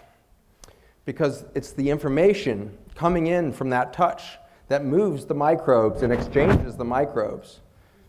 When you guys held each other's face for a moment, you exchanged millions of data points that are now keying into the keyboards of your mind. And you're remembering something deeper than the stress that you live with. You're remembering human touch ancestrally. At the vibration level of the beginning of life on Earth, you're remembering that we are connected just for a couple seconds of holding a stranger's face. And what happens is really bizarre now. The microbes, the bacteria and fungi that I mentioned now that are living in and around the tips of those neurons, both on your skin and in your gut, is now recognized that there's a specific group of these bacteria that have to be present on those nerve endings that are sniffing out into the bacteria to hear the information that would write the term paper or create the symphony or create the beautiful piece of art. It's the bacteria releasing through vacuoles that have exactly the same structure as the vacuoles that release on the end of the nerve structures in your brain. And so a bacteria releases a neural signal to the enteric endocrine cell. And we've already shown that if you kill these bacteria, the neuroendocrine cell can't make serotonin and dopamine. Let me say that again. If you kill the bacteria, you can't make serotonin and dopamine in the enteric endocrine cells. 90% of your serotonin factory shuts down. Guess what happens if I give you a course of antibiotic in relation to depression? With one course of antibiotics for a urinary tract infection or for bronchitis, your risk of major depression in the next 12 months goes up by 24%. If you come to my office twice in 12 months and I give you an antibiotic, 54% increase in major depression in the next 12 months. Are you somebody that has repeatedly, or are your children somebody who has repeatedly become depressed? I want you to go back to the medical records and find out if 6 to 12 months before that episode of depression they didn't get hit by an antibiotic. It's not their character. It's not your character. You are not a depressed human being. You are not a depressed soul. You are not a depressed anything. You're just isolated. You've just been untouched by bacteria, and you don't know how to make serotonin and dopamine, and you've become depressed. That's not your character. It's so dangerous, major depression, because we start to think it's us. It's so dangerous because we start to believe that our character is out of fuel, that our character is just cloudy and bummed out and can't spark energy. No, you're just isolated and lonely. And it's just devastating that we're not giving this information to our patients. It doesn't stop at depression, 23 to 56% increases with that 1 and 2 courses of antibiotics. It's anxiety disorders. Generalized anxiety disorders, which is rampant in our young women right now, ages 12 and up, are just getting hammered with generalized anxiety and panic attack, insomnia, these poor young girls. 17% increase in anxiety with 1, but if you get 2, 44% increase in generalized anxiety disorders. It's devastating our ability to have information to transact a thought. But it goes deeper than the brain. It goes right into the breast of the woman that would nurture a child. And so this extraordinary study demonstrated that breast cancer is associated with a change in the microbiome. And they set out with a brilliant study here in that they finally asked, I wonder what a healthy breast looks like in regard to microbiome, which is a pretty big leap, right? Because we can think of bacteria on our skin, we can think of bacteria in our colon, but no doctor is taught that our internal organ systems should be really teeming with microorganisms and their genetic information. And yet that's what they showed. So they looked at tumors first and found that Methylobacterium radiotolerans, this very specific species of bacteria, was enriched in every breast tumor they could find. It didn't matter if it was estrogen positive or progesterone positive or negative or HER2 negative positive. It didn't matter. They had the same bacterial species enriched. And they said, aha, breast cancer must be an infectious disease. And to prove this, they set out to biopsy the healthy breast, and lo and behold, they didn't find much methylbacterium at all in the healthy breast. But bizarrely, they found a ton of bacteria, namely Sphingomonas, which is a near cousin to Pseudomonas, which is one of the most feared hospital infections that you can get in the normal, healthy human breast. Pseudomonas. In all the breasts. Didn't matter. Pseudomonas and a whole garden variety of other species teeming in the healthy breast. And then they thought, well, maybe it's just a shift in that microbiome from Sphingomonas to Methylbacterium that leads to the death of the woman. And so we're going to prove that by looking at the load of the DNA in the tumors and compare that to the aggressiveness, the metastatic quality, and the risk of death from that tumor. And we're going to prove that the most aggressive tumors out there are loaded with Methylbacterium. And of course, they found the exact opposite. The tumors that killed women were nearly sterile. The tumors that were full of Methylobacterium never really moved on to cause any harm. Oncologists don't know this.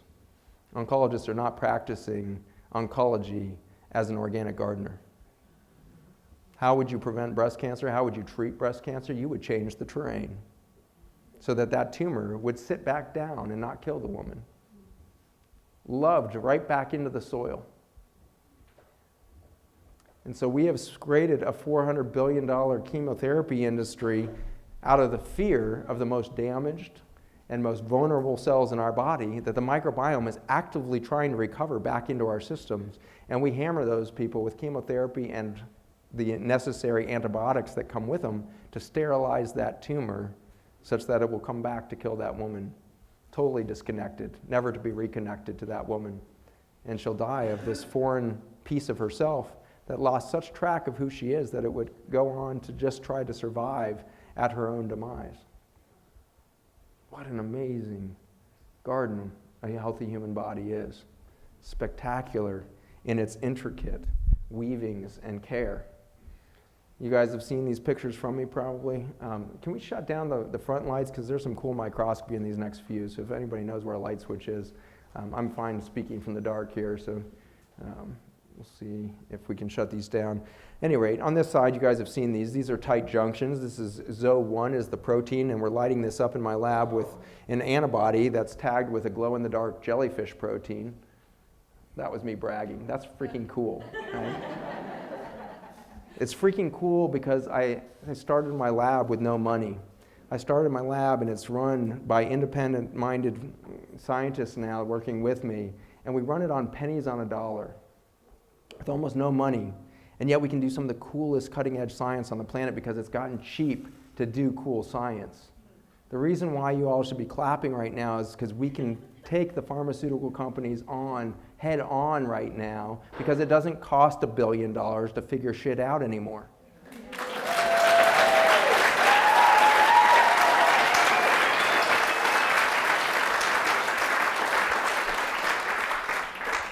And so this little intrepid group of scientists led by Dr. John Gildea in my lab, he's a brilliant PhD, one of my heroes on the planet, was the first to figure out that we had kind of uncovered this relationship between glyphosate and the gut lining.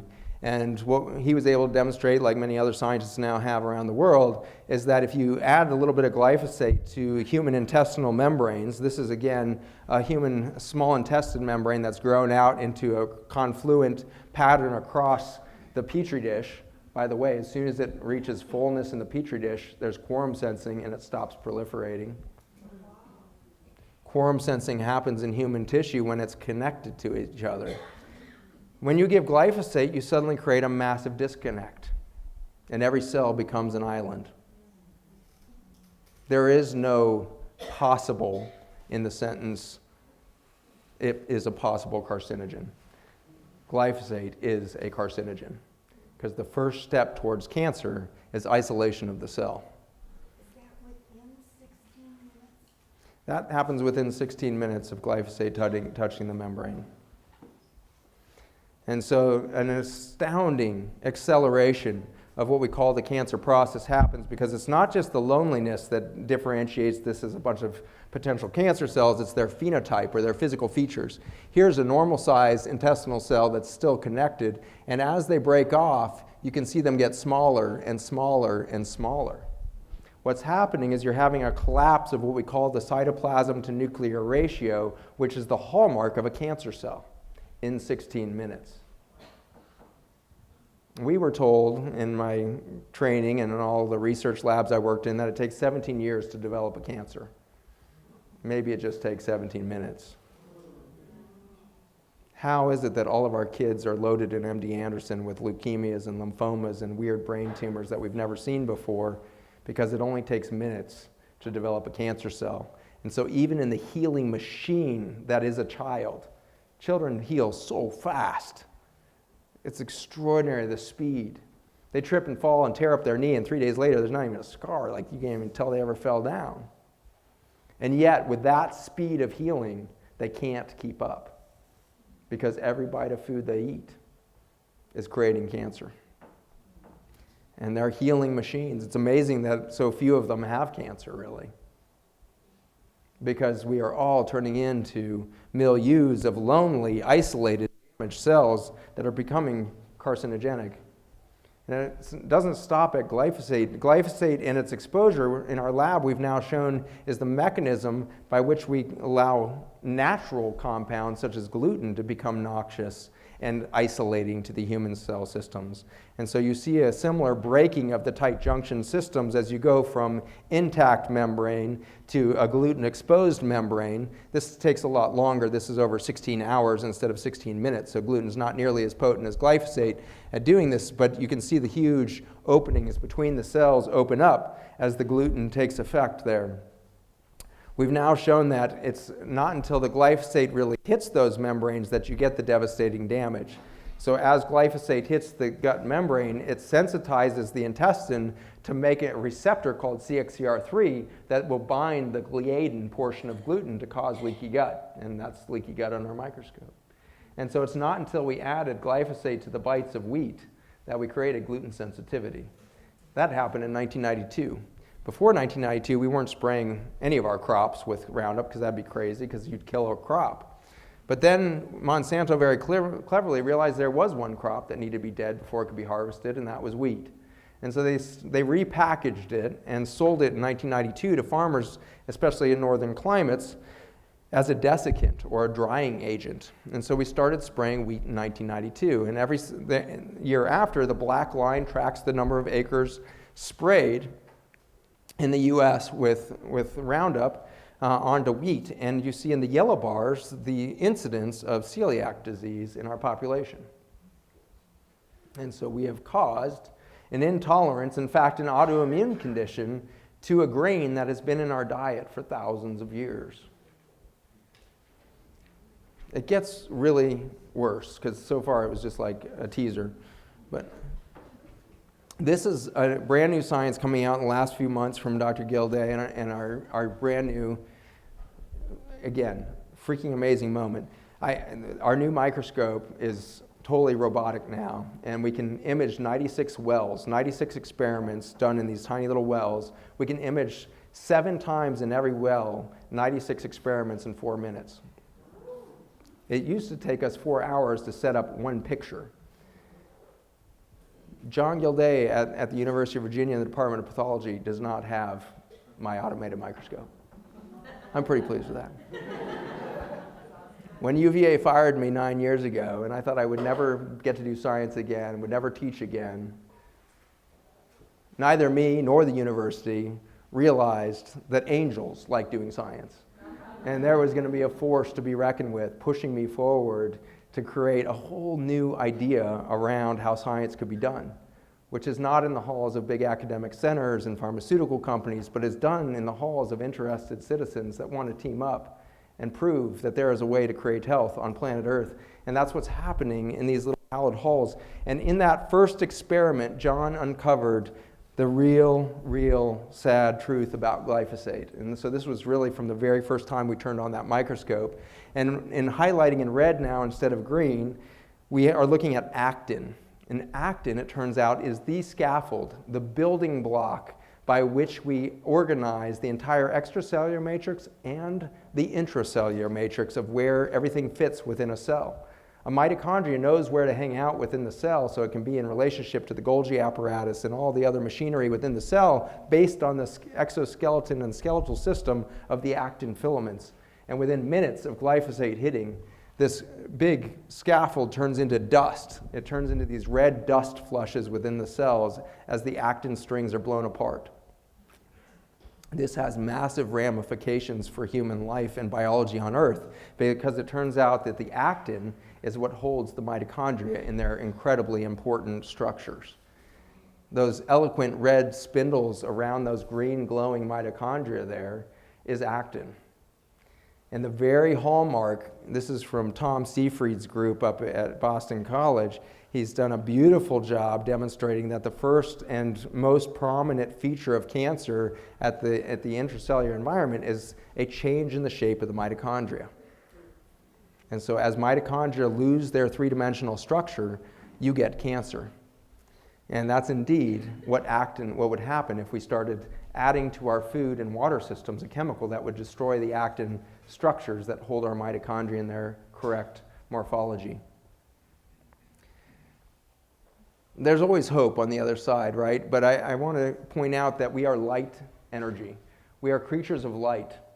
And this is proven at the cell level because everything I've been showing you so far, these scaffold proteins of the actin and the tight junctions that glue each other together like spot welds or intelligent Velcro that let systems in and out between the cells, behind those are these. These are called gap junctions. This is a huge cable running between one cell and the next. And each of these tiny little dots within that cable are very much like the bicycle cable that's got all those strands of steel that becomes really strong when you put a bunch of them together. This isn't actually for strength because it turns out those are not solid. It turns out they're hollow. Every one of those little dots, when you focus in at a high enough resolution and with electron microscopy, you find out all those tiny little tubules are indeed hollow structures.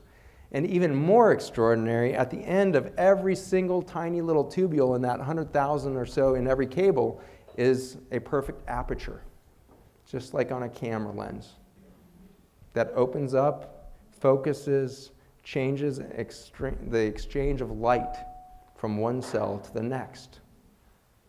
Isn't that wild? These are fiber optic cables with a very intricate control system of digital light signaling, analog really, light signaling. This is like a lighthouse that uses that lens from a candle to focus out miles into the distance of the ocean. and say, here I am. This is me. You have never once woken up in the morning and thought you were Zach. It's the biggest mystery we have in neurochemistry. We cannot figure out how the hell you know who you are. Your self-identity, I believe, is the interaction of light energy from your mitochondria. The light energy is produced by the mitochondria. A cubic centimeter of mitochondria produces 10,000 times more energy than a cubic centimeter of the sun. 1 cubic centimeter of mitochondria produces 10,000 times more light energy than the sun. The only reason you guys can see anything is because your eyes cannot see the glow of your neighbor. You're sitting next to solar events. We glow massively. We are light energy forces in the universe. We will never develop cancer if the light can get from one cell to the other. There will never be darkness in your body if the cables stay intact. How insidious a chemical added to our children's food that would shut down their light.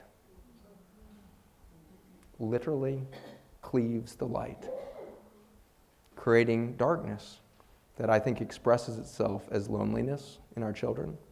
And so they reach for an iPhone like it's their last link to civilization. Because in some ways it is. They feel so lonely, so isolated, and they don't even know why.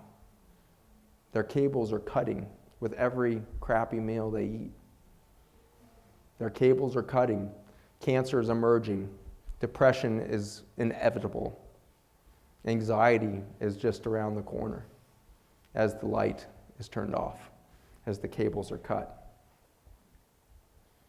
There's the aperture at the end of everyone. Isn't that gorgeous? You're down at 100th or 1,000th of the diameter of a human hair here. If you could really see the woman sitting next to you for what she is, you would be on your hands and knees in awe. The man next to you, in awe. This is miraculous. And we're looking at one tiny, tiny little particle within the complex matrix of a human body. We are awesome creatures. It turns out as you collapse the mitochondria, and you can't turn carbon cycles anymore. Did you hear that? As the actin collapses, you lose the capacity for carbon cycle.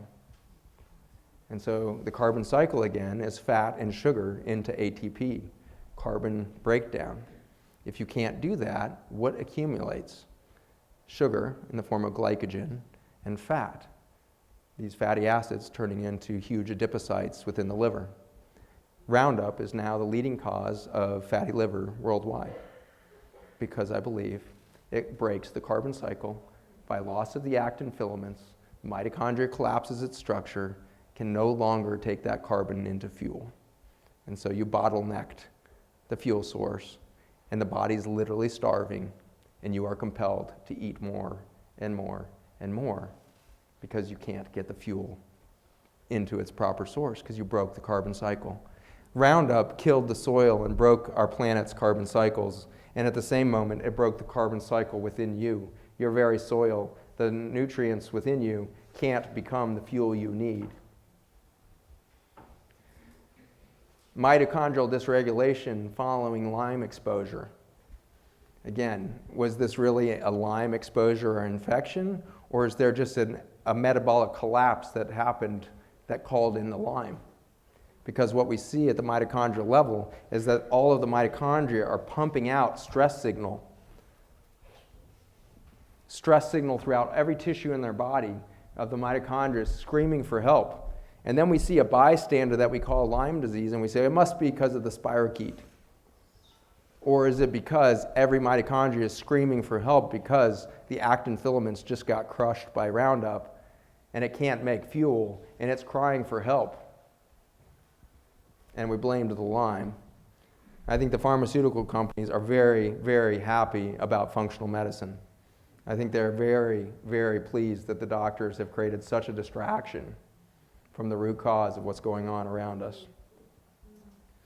This is what I really think is happening to the population, is a simple phenomenon of leak and isolation of the cells of the human body that from newborn at 0 ages to our average age of death at 78, these are the disorders that emerge from that organism as it becomes lonely and isolated. Colic in our infants, the first sign. Sensory processing deficits in our toddlers. A few manifesting the full autism spectrum disorder, obviously very many expressing attention deficit and hyperactivity. Now 1 in 6 or 1 in 4 of our children in the developed world, sensory processing deficits. Anxiety disorders by ages 10, 12, major depression sneaking into our children. They can't figure out what they want to do on the planet because they can't figure out who they are. The light is getting dim. Disordered sleep.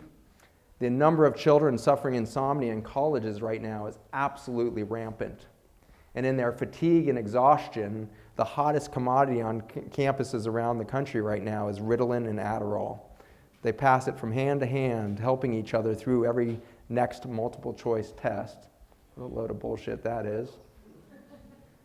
Multiple choice tests, and they're giving each other Adderall and Ritalin to get each other through. Adderall and Ritalin is obviously speed. It is adrenaline in a pure form. And so they're sending each other into fight or flight states, drugs, so that they can make it through a school year to graduate with a degree that they don't know how they're going to apply to the world because the world doesn't make much sense.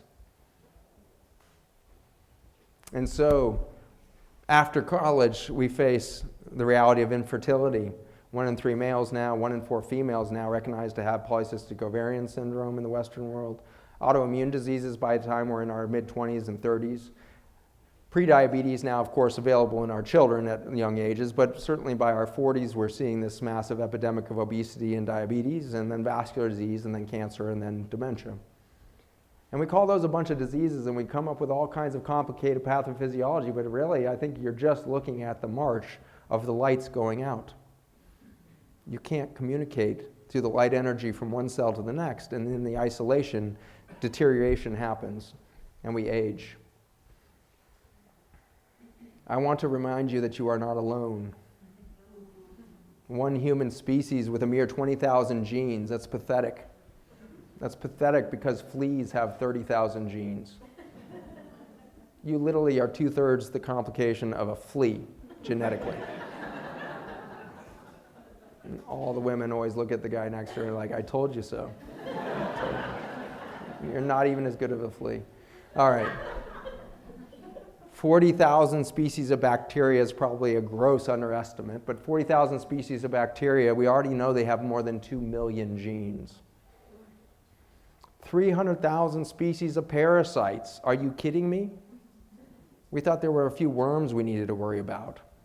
It turns out there's parasites that live under your eyelids, these cool little worm-like dudes, and if you don't have them, then you develop eye disease. Parasites are not necessarily bad. We developed over billions of years on this planet to recognize them as a superior species. One parasite, one little worm-like guy, have you heard of nematodes? I hope you've heard of nematodes because they outweigh every other species combined. There's no more biologic mass of nematodes on the earth than all of the other species put together. There's 101 million cows in North America, outweighed by the nematodes. So many nematodes. 5 million species of fungi, 125 trillion genes. 10 to the 31 viruses, as I mentioned. We have no idea how many genes. Too many to count. Vast, vast amounts of genetic information being swapped around the planet all the time. We cannot be against this microbiome anymore. And so if you have been diagnosed with Lyme or Candida or small bowel overgrowth, or I don't care what kind of ailment and that has been blamed on the microbiome, I want you to shift that right now permanently. The microbiome is not there to hurt you. If there are weeds cropping up on your body and in your body, it's telling you that your terrain has been screwed up. If you nurture it as you would the soil of your gardens, your body will teem with life, and that volume of genetic information will create you a new body. If you haven't been in touch with this whole story of epigenetics, it gets crazier when you find out about microRNA, because all of those genes only represent 1.5% of the DNA in all of these organisms. The 98.5% of the DNA on planet Earth codes for microRNA, which are the messengers from the genome to distant spaces to tell everybody else how you're doing. Have you ever known somebody who's always depressed and like this black hole of energy, and you just dread when they come to the family party or the neighborhood event? You're like, oh boy. What's happening in that moment is a stressed out, lonely organism is screaming from the soul. And they're dripping codependence and abuse and sly remarks and all of this. All they are a dark, lonely, shut down human being that's exerting a genomic signal of help. And we all push them away and push them away and push them away until they become the guy who climbs up the hotel in Las Vegas and shoots a bunch of innocent humans in their loneliness and confusion and darkness. What's happening is we are extruding the messages of signals of stress out into our environment through our breath and through our sweat, through microRNA, and swapping information. MicroRNA will tell your brain to do something different if the microRNA in your liver suddenly becomes stressed. And so if you get a chemical toxin that hits your liver, it exudes a bunch of microRNA to signal to the brain that there's a big chemical event going. The brain will then shut down autonomic signaling to the gut to restrict blood flow, to reduce the passage of that chemical through your gut. There's this huge signal in response. Oh, stress? All right, fight or flight state.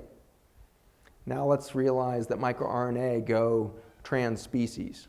Right now in your bloodstream, if we were to take a look at the microRNA and their origin in your bloodstream right now, 35% would not be human. And then we're just starting to figure out the microRNA of the microbiome. I think very soon we're going to find out that 98 or 99% of the microRNA in your bloodstream is non-human. It's from bacteria, fungi, parasites, viruses. The microRNA coursing through your body, we already found out that 5% at least is actually from the food you just ate. And so can we recognize the importance of Shelburne Farms and the incredible farmers among you who have contributed to the feast that we have had this week?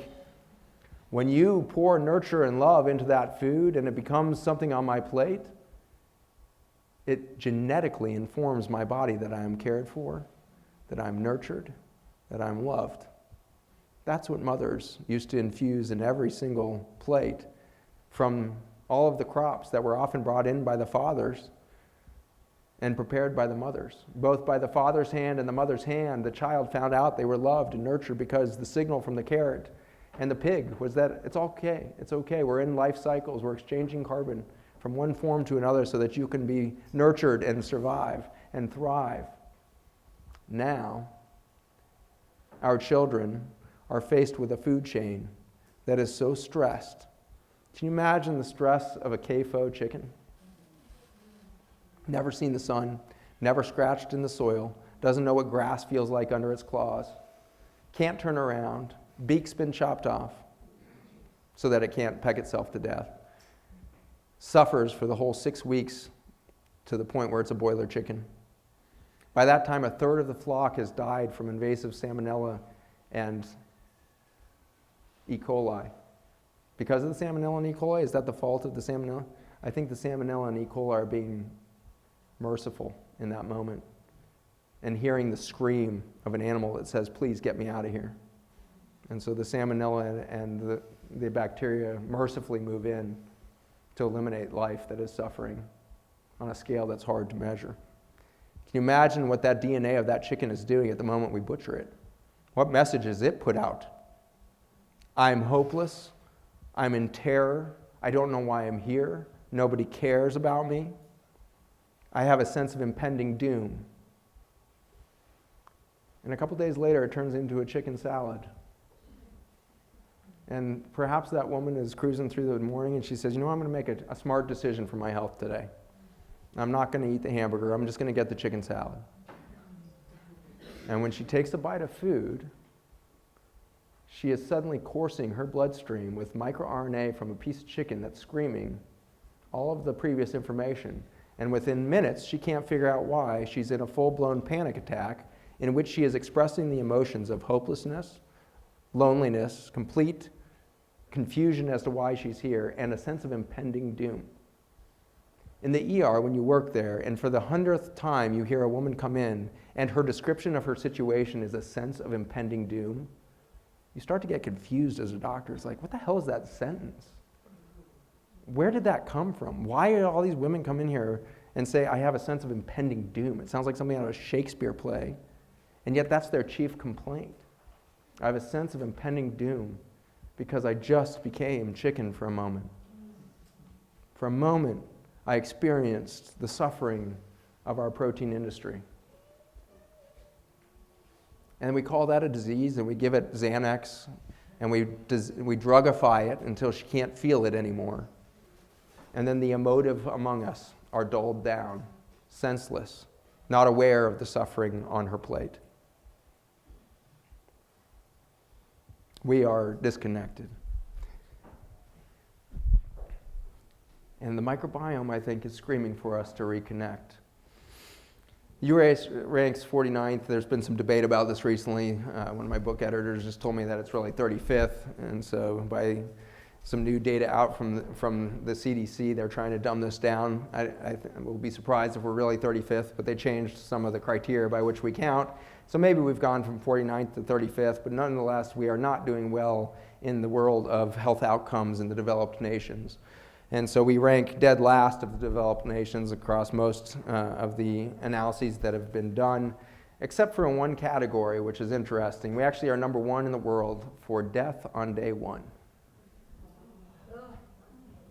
That's the United States.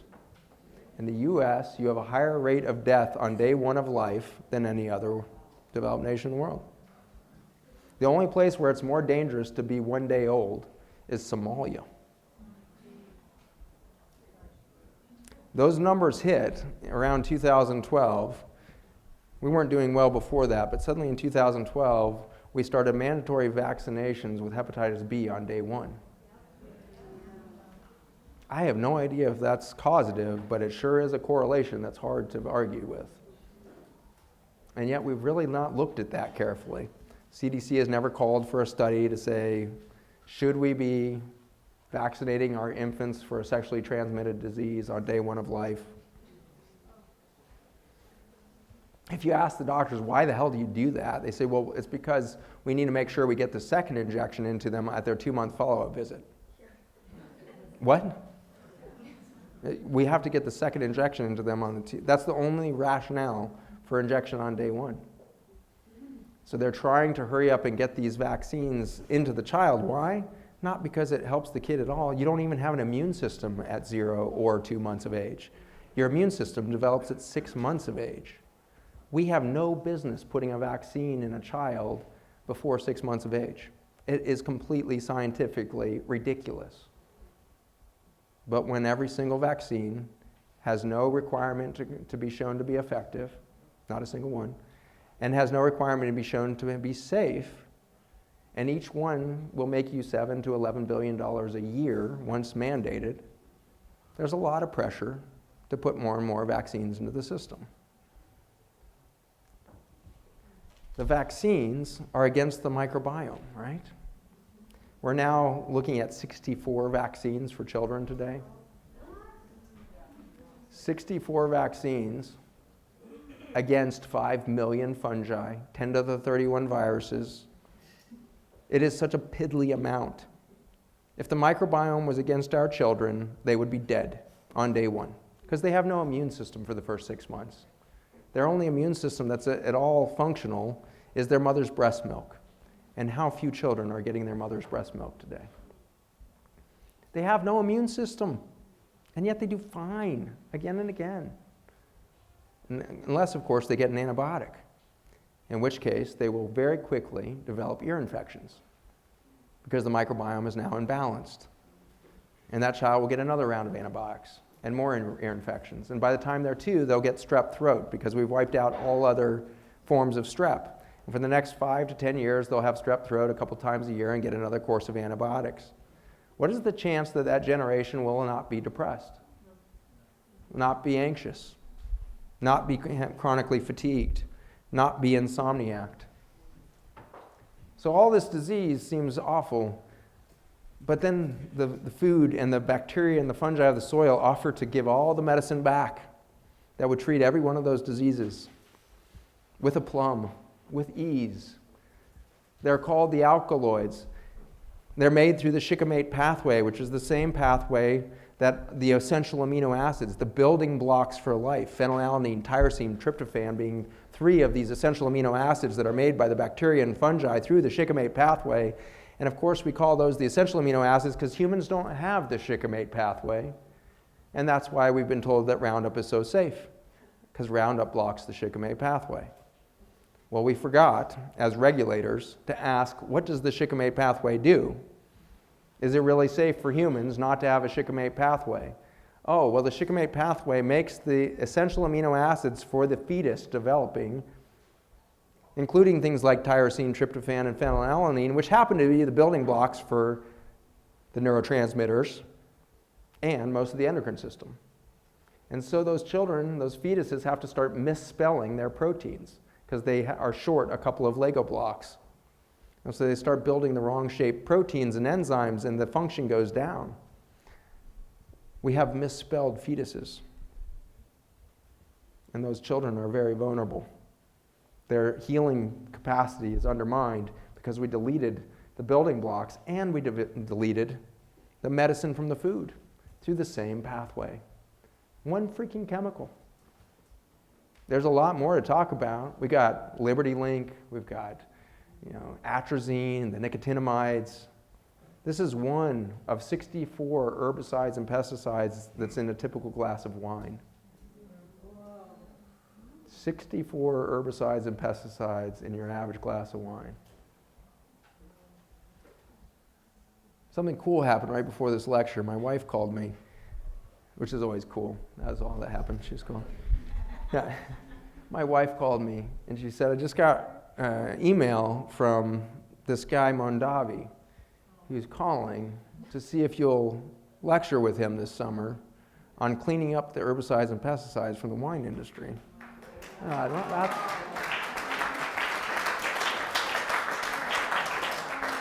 I'm not a wine drinker, but I'm pretty sure that's a big name in wine. And it turns out she had more story. They just sold all of the Mondavi vineyards recently. And the first thing that the VC group that bought all of those vineyards did was went and sprayed all of those old family vines. And the Mondavi family is pissed. And I love that. There's nothing like a pissed off vineyard owner to change the world. And so he's pissed. And so I don't even know what the wine is yet. I don't know if it tastes good or tastes like crap, but it's called Monarch. And so my wife said he's developing a line of wine under the emblem of a butterfly called Monarch. And he wants to change the wine industry. And so for whatever you think of the Mondavis, let's change our opinion now and maybe start that revolution with him. Because the grapes are one of the best sources of the medicine. But once they've been sprayed, they can't make the medicine in the food. And so, interestingly, in my world of chemotherapy, one of the most potent chemotherapeutics that we work with is in this anti-cancer realm, these homoherringtonins. These little chemicals, among the most famous is something called vincristine. Very famous chemotherapy. It's been around since the 60s, continues to be one of our staples. We haven't changed chemotherapy since the 80s. This whole bullshit campaign that we're on, this war against cancer, and we're pouring billions of dollars of consumer donations into this war against cancer is BS. We are not working to beat this disease. And so it turns out that vincristine is actually made in green plants, most of all abundantly in the ocean's algae. And then we started spraying the ocean, the rivers and the soils and everything else to poison the ocean such that these algae couldn't grow anymore.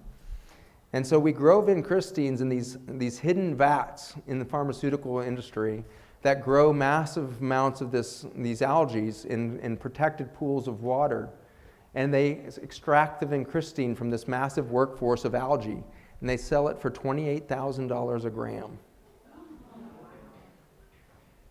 Naturally occurring chemical within our green foods got deleted out of our food chain when we sprayed Roundup across the world. And we wonder why Pharmaca, you probably may not have known this, but before Bayer ever came on the scene, Pharmaca owned Monsanto. The pharmaceutical companies are passing around this chemical company from hand to hand to protect and, in fact, increase the profit line of their pharmaceutical company that will sell these drugs back to us once they don't exist in our food anymore. That's a damn good business plan. That's not a conspiracy theory, that's just good business. It just makes sense to spray the planet in a chemical that will block the natural medicinal features so we can sell it back for many tens and hundreds of dollars on the penny on the back end of humanity. Look, do you see some of these things? Anti-hyperglycemics. If we eliminate piperine from the food, we would have diabetes at all ages. If we eliminated the morphine compounds from food, we would have chronic pain syndromes as the #1 complaint in primary care centers across the world. If we had a loss of quinidine, we'd see an increased death from minor heart attacks, as we have seen. Vasodilatory compounds like vincamine, delete that from the food, you'd see hypertension and end-stage renal disease as the #1 chronic disease on the planet now, in humans and in cats. You delete galantamine out and you lose the cholinomimetics. Children would lose sensory processing capacity. And we would see a massive amount of ADHD and autism. We'd see cancer epidemics. We'd see asthma at 1 in 4 children in Australia and the UK now with asthma. 1 in 10 is what we report in the United States, but we don't universally screen, so I think it's closer to that 1 in 4. Anti-parasites. Without the quinine in the food, we might see an overgrowth of some of the parasites in the environment, and we would blame them and go to kill them. When in fact we were always in synchrony with our parasites because they're a critical part of the biology of Earth, let alone human itself, and yet without the balance of our food, we get imbalance in that genome. And so for all of that, we come at the industry with probiotics. This is new since I saw you last year, so I thought I had to throw this slide in here. This is an extraordinary 2 studies that came out of the publication Cell, one of the most rigorous peer-reviewed journals on the planet. Both published in the same mark there in September of 2018. And what they showed was in this extraordinary study looking at mice, they showed that with 2 weeks of antibiotics, the mice had this massive loss of microbiome diversity. And so here they're tracking for 90 species within the microbiome, bacterial species, give them 2 weeks of antibiotic, land down around 20 species of bacteria left. And of course, this is a subset, but you see there you're losing about 80% of the microbiome with 2 weeks of antibiotic. And then they randomized them to a fecal transplant with feces that was collected right before the antibiotic was given. They give them back their feces orally through capsules, and they immediately, within, it looks like 30 days, return to baseline. Fast recovery. Then they gave them probiotics, and in the first week, it looked like there was going to be a decent rebound, nowhere near like fecal transplant, but there was a little rebound happening, and so they kept giving probiotic, and within 20 days, it had suppressed the microbiome just as hard as the antibiotic had, and it stayed frozen for the rest of the study. The microbiome could not recover for the pressure of the probiotic. What is a probiotic? It's 3 species. It's 5 species. At billions of copies. If you give a denuded garden a bunch of seeds of 1 species, what's going to come up? 1 species. Our probiotic industry, 7 billion sold a year, was created on a false understanding, a totally tiny, tiny understanding of what the microbiome was. And they swore that those bacteria, which don't even come from human guts, they actually aren't normal to a human intestinal tract. All probiotics come from cow intestines. But we were said, don't worry that it's cow intestine because it can't actually colonize the human intestine. The second study published in this journal that month showed that it did indeed colonize the intestinal lining, and these mice became really infused at the luminal level of their gut with cow bacteria. Interestingly, they had a placebo group in red that did a fair amount better. In fact, regained 50% of the damage done with nothing at all. And so they repeated this in humans. And I'm sorry for the bad news, because a lot of you are on probiotics. But you're going to stop that today, because this is what they found in humans. Massive detriment in microbiome. Yep, 2 weeks, collapsed the microbiome. And then with fecal transplant, they found that within about a week, they were back to normal with their own oral fecal transplant. And so if you really want to be bulletproof, when your doc hands you that antibiotic, is just poop in a bag and then start eating that a couple days later. That wasn't supposed to be funny. All right. But fortunately, there's a few other lines on the graph before you go do that. But in the green line, they gave probiotics. And at 6 months, they had not returned to baseline. 6 months, it continued to suppress the microbiome. Despite these humans being out in the environment, eating again, breathing bacteria, doing everything they're supposed to do to get back in touch with their microbiome, and yet that monoculture of the probiotic is holding them down. Holding them down. 6 months, they have not returned to baseline. Interestingly, if they gave a placebo, nothing at all, at 30 days, they were back to normal. We created a $7 billion industry on a faked story. Your microbiome doesn't recover from a capsule. Are you crazy? Your microbiome recovers as soon as you go outside, as soon as you touch Mother Earth. This is normal Americans in this study. If we had done this study in children in Costa Rica, they would have rebounded in 24 hours. I know that because last year you had Jeff Leach here, one of my favorite humans and most inappropriate, politically incorrect humans on the planet. So I'm going to try to edit some of what he said. And he said this at 3 o'clock in the morning when he was completely looped with an ethanol-like compound that was being imbibed up in the inn. And at 3 o'clock in the morning, he's telling me about what happened to his hunter-gatherer tribe in Africa that they were studying when a missionary group came through and delivered boxes of antibiotics to this hunter-gatherer tribe. The last vestige of normal human microbiome on the planet. And they said, if you get sick, just take these. And the Hadza were like, I have no idea what sick is, but those look pretty good. They're shiny little capsules from the West. And so that night, the tribe ate 6 boxes of antibiotics. And the team, the science team, was literally bawling. They just were heartbroken over this event. They felt like they were sitting at the epicenter, the loss of humankind, right there. But they kept diligently collecting stool samples throughout the month and sent them all off at the end of the month to find out that there was not one moment of decreased microbiome in the Hadza people. Humanity is an extension of our macro ecosystem. If we touch the world around us, we're not isolated. You could drop a bomb on my gut today, and I'll be normal in a few minutes because I touched Mother Earth. The Hadza tribe is at one with her ecosystem. Think about that. They never even decreased in a day. The next morning, back to normal. Untouchable. That's what our children need to become. We could birth untouchable children. No matter how slow the chemical companies and our legislators are to adjust, we can create bulletproof children. You're doing it in your gardens, you're doing it in your schoolyards, by doing what you guys do, is scream to those children and their teachers and their school systems, get them outside. Let's create hunter-gatherer children. Let's get them out in the gardens. Let's let them know what a real carrot looks like. Let's get them in touch, and they will become bulletproof to the selfishness of these pharmaceutical companies and beyond. They will be bulletproof, and we will rise as humankind, aware of our connection to Mother Earth and her grace. And that's what I am most convinced by in the end. This is a compilation image here of the northern lights from the International Space Station from NASA.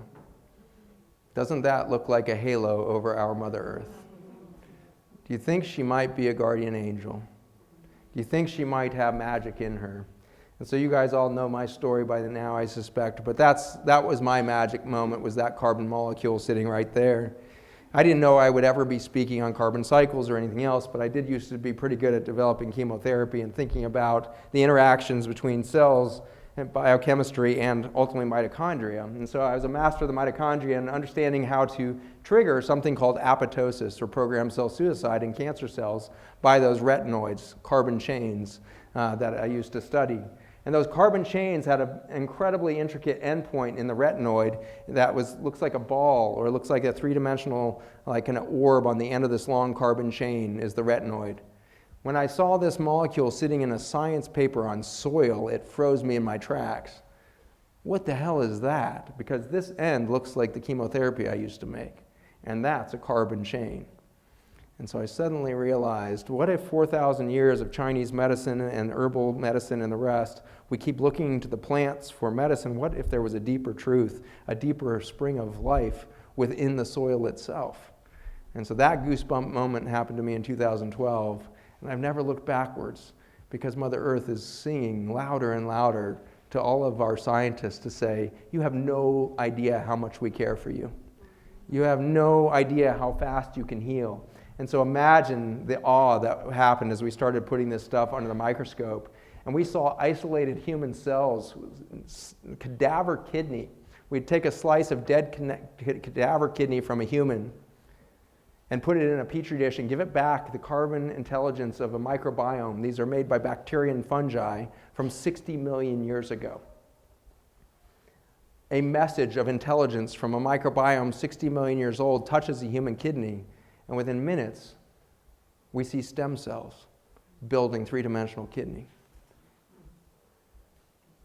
Inexplicable. Never been seen before. A healing event happening under a microscope has never really happened. We've never seen healing happen under a microscope because healing is too complicated. Repair is far too complicated for us ever to have expected to be able to witness. And yet just a tiny bit of the remembrance of life in a dead slice of kidney, and life leaps forth from nowhere to express itself. We still don't have the science or the quantum physics to know what we've seen under a microscope with Mother Earth's grace in action. It's beyond our comprehension. And we keep watching it happen in every cell tissue we do. And it's our greatest joy to see it happening in living organisms at the full scale. And so this communication network made of these carbon molecules sets up this repair system. And the first thing that John Gilday proved was that it could reverse the injury of Roundup at the intestinal level, and now he's proved it in the blood-brain barrier, in the liver, and beyond. And so this rapid repair system, there's the damaged membrane, you give it back the intelligence of the microbiome, and you see everything knit back together. You see this rapid repair system kick in place. My staff has heard this and seen this a million times, and I nearly am in tears often with my staff because they don't even understand that that's special. They don't realize that they are literally witnessing a miracle under a microscope, that cells would know how to repair each other, would come back into a confluent intelligence of a larger organism than themselves. That is the reversal of cancer happening under a microscope, because those cells will never be lonely. The darkness will never go out. The light won't go out. If the microbiome is speaking to you, you will never have a dimming of your light. We will prevent cancer when we are touching the world around us. And the exciting thing is we don't need to go back to the hunter-gatherer tribes. We don't need to go back to some paleo man. We need to go back to freaking 1945. We didn't have cancer as a problem in 1945.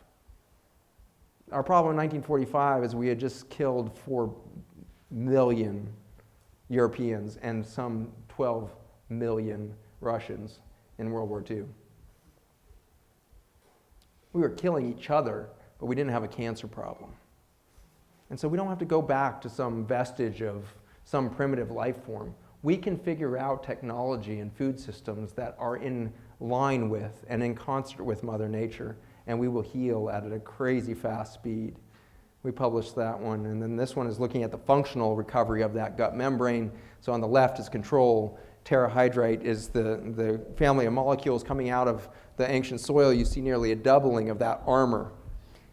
You give glyphosate to that vulnerable control membrane, and you see this loss of 80% of the glyphosate, or the protection of that membrane. You give that glyphosate damaged membrane back the information, and look, it gets stronger, not weaker. See how it's improved from baseline even? It's gotten stronger, not weaker, in its response to the injury. And that's the definition, really, of acute inflammation. When we have the reservoir to manage acute inflammation, we get stronger, not weaker, with injury. And that's how life should happen. You hear that old adage, if it doesn't kill you, it should make you stronger. That's literally what biology does for as long as it has the coping mechanisms. But as we do acute injury after acute injury after acute injury, we turn into chronic inflammation where we no longer have the coping mechanisms, and the immune system itself becomes its own problem, and we go into this rusting phenomenon of oxidation and chronic inflammation. And then we touch that system with a little bit of ancient microbiome intelligence, and it all corrects itself. And we go back into an acute inflammatory repair process, and we become stronger, not weaker. It's a mysterious grace. This is looking at the reversal of the gluten damage. This was at the gut membrane. This is a really eloquent study that I have to give a shout out to John Gilday. We are the very first lab to be able to demonstrate the relationship in a petri dish of the blood-brain barrier with the gut membrane. So he grows the intestinal membrane, and then on a second level of the petri dish grows the blood-brain barrier of endothelial cells. And he then gives the blood-brain barrier some of that ancient material, and look at the rate at which the blood-brain barrier gets stronger. Nearly doubles. This potent blood-brain barrier to say that this is me. What if every peripheral nerve and your brain itself knew its self-identity regardless of the toxicity? Interestingly, if we do gluten or glyphosate, glyphosate will damage the membrane. Gluten actually doesn't damage the blood-brain barrier directly at all, which is interesting because gluten's main symptoms, gluten sensitivity's main symptoms are all neurologic. Brain fog, fatigue, poor sleep quality, poor sex drive. That's all central nervous system damage. So John figured out how it was happening is it was the injury of the gut lining from gluten that then released peptides from the gut membrane to damage the blood-brain barrier. And so he was the first one to sort that out by this relationship between injury to the gut causing injury to the brain. The gluten never hurt the brain, but it hurt the gut, and the gut in turn damaged the blood-brain barrier. That's an eloquent study. This man needs a Nobel Prize. He is so freaking brilliant. This is looking at the beautiful recovery, of course, of actin. So tight junctions zipper back together that the gut membrane would say, hey, this is me. Inside of this boundary is me. Outside is outside. And further than that, actin is going to tell every one of my cells where to support the next. Those actin filaments are going to organize, and the mitochondria will repair, and metabolism will improve. Furthermore, it starts making proteins far beyond just the scaffolding proteins. It turns out that the gut lining starts making DPP-4 enzymes. These are the detox enzymes that keep leaky gut from happening in the first place. And so the microbiome, in its abundance, will prevent leaky gut in a biologic system. If you take an antibiotic, you're going to get leaky gut because you just lost your support system. And so it's a phenomenal demonstration of this recovery of these detox pathways. Furthermore, nobody's ever really described the intestinal lining as a good source of glutathione. We thought all of that came from the liver, but of course John thought maybe we would get lucky, and sure enough he shows that if you give back, you can see a statistically significant amount of increase in glutathione production even from those endothelial cells, so that you can speed back the recovery from an injury, so you can turn back into an acute inflammatory rather than chronic inflammatory reaction. We've proved this out in 7 species now. We have products coming out for companion pets. We have an equine line coming out, but the one I'm most excited about is our impact in the cattle. We have developed a product called LumaShield that rolls out next month. I'm debuting it at the Vet Health Global at Prince Edward Island in Canada next month. Largest pharmaceutical event in the world for veterinary health. And over the last 4 years, I've turned my company into a pharmaceutical company working with Health Canada so that I can create natural compounds and go through the billions of dollars that it costs to create a pharmaceutically approved compound that's straight from nature. The pharmaceutical companies don't do that because you can't patent that shit. But we didn't see a need to patent anything, but we did see a need that the cows and the chickens and the pork industry was creating. And so we've been in these large-scale clinical trials in feedlots and CAFOs up in Canada.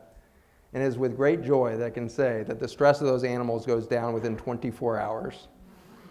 As this compound goes into their food,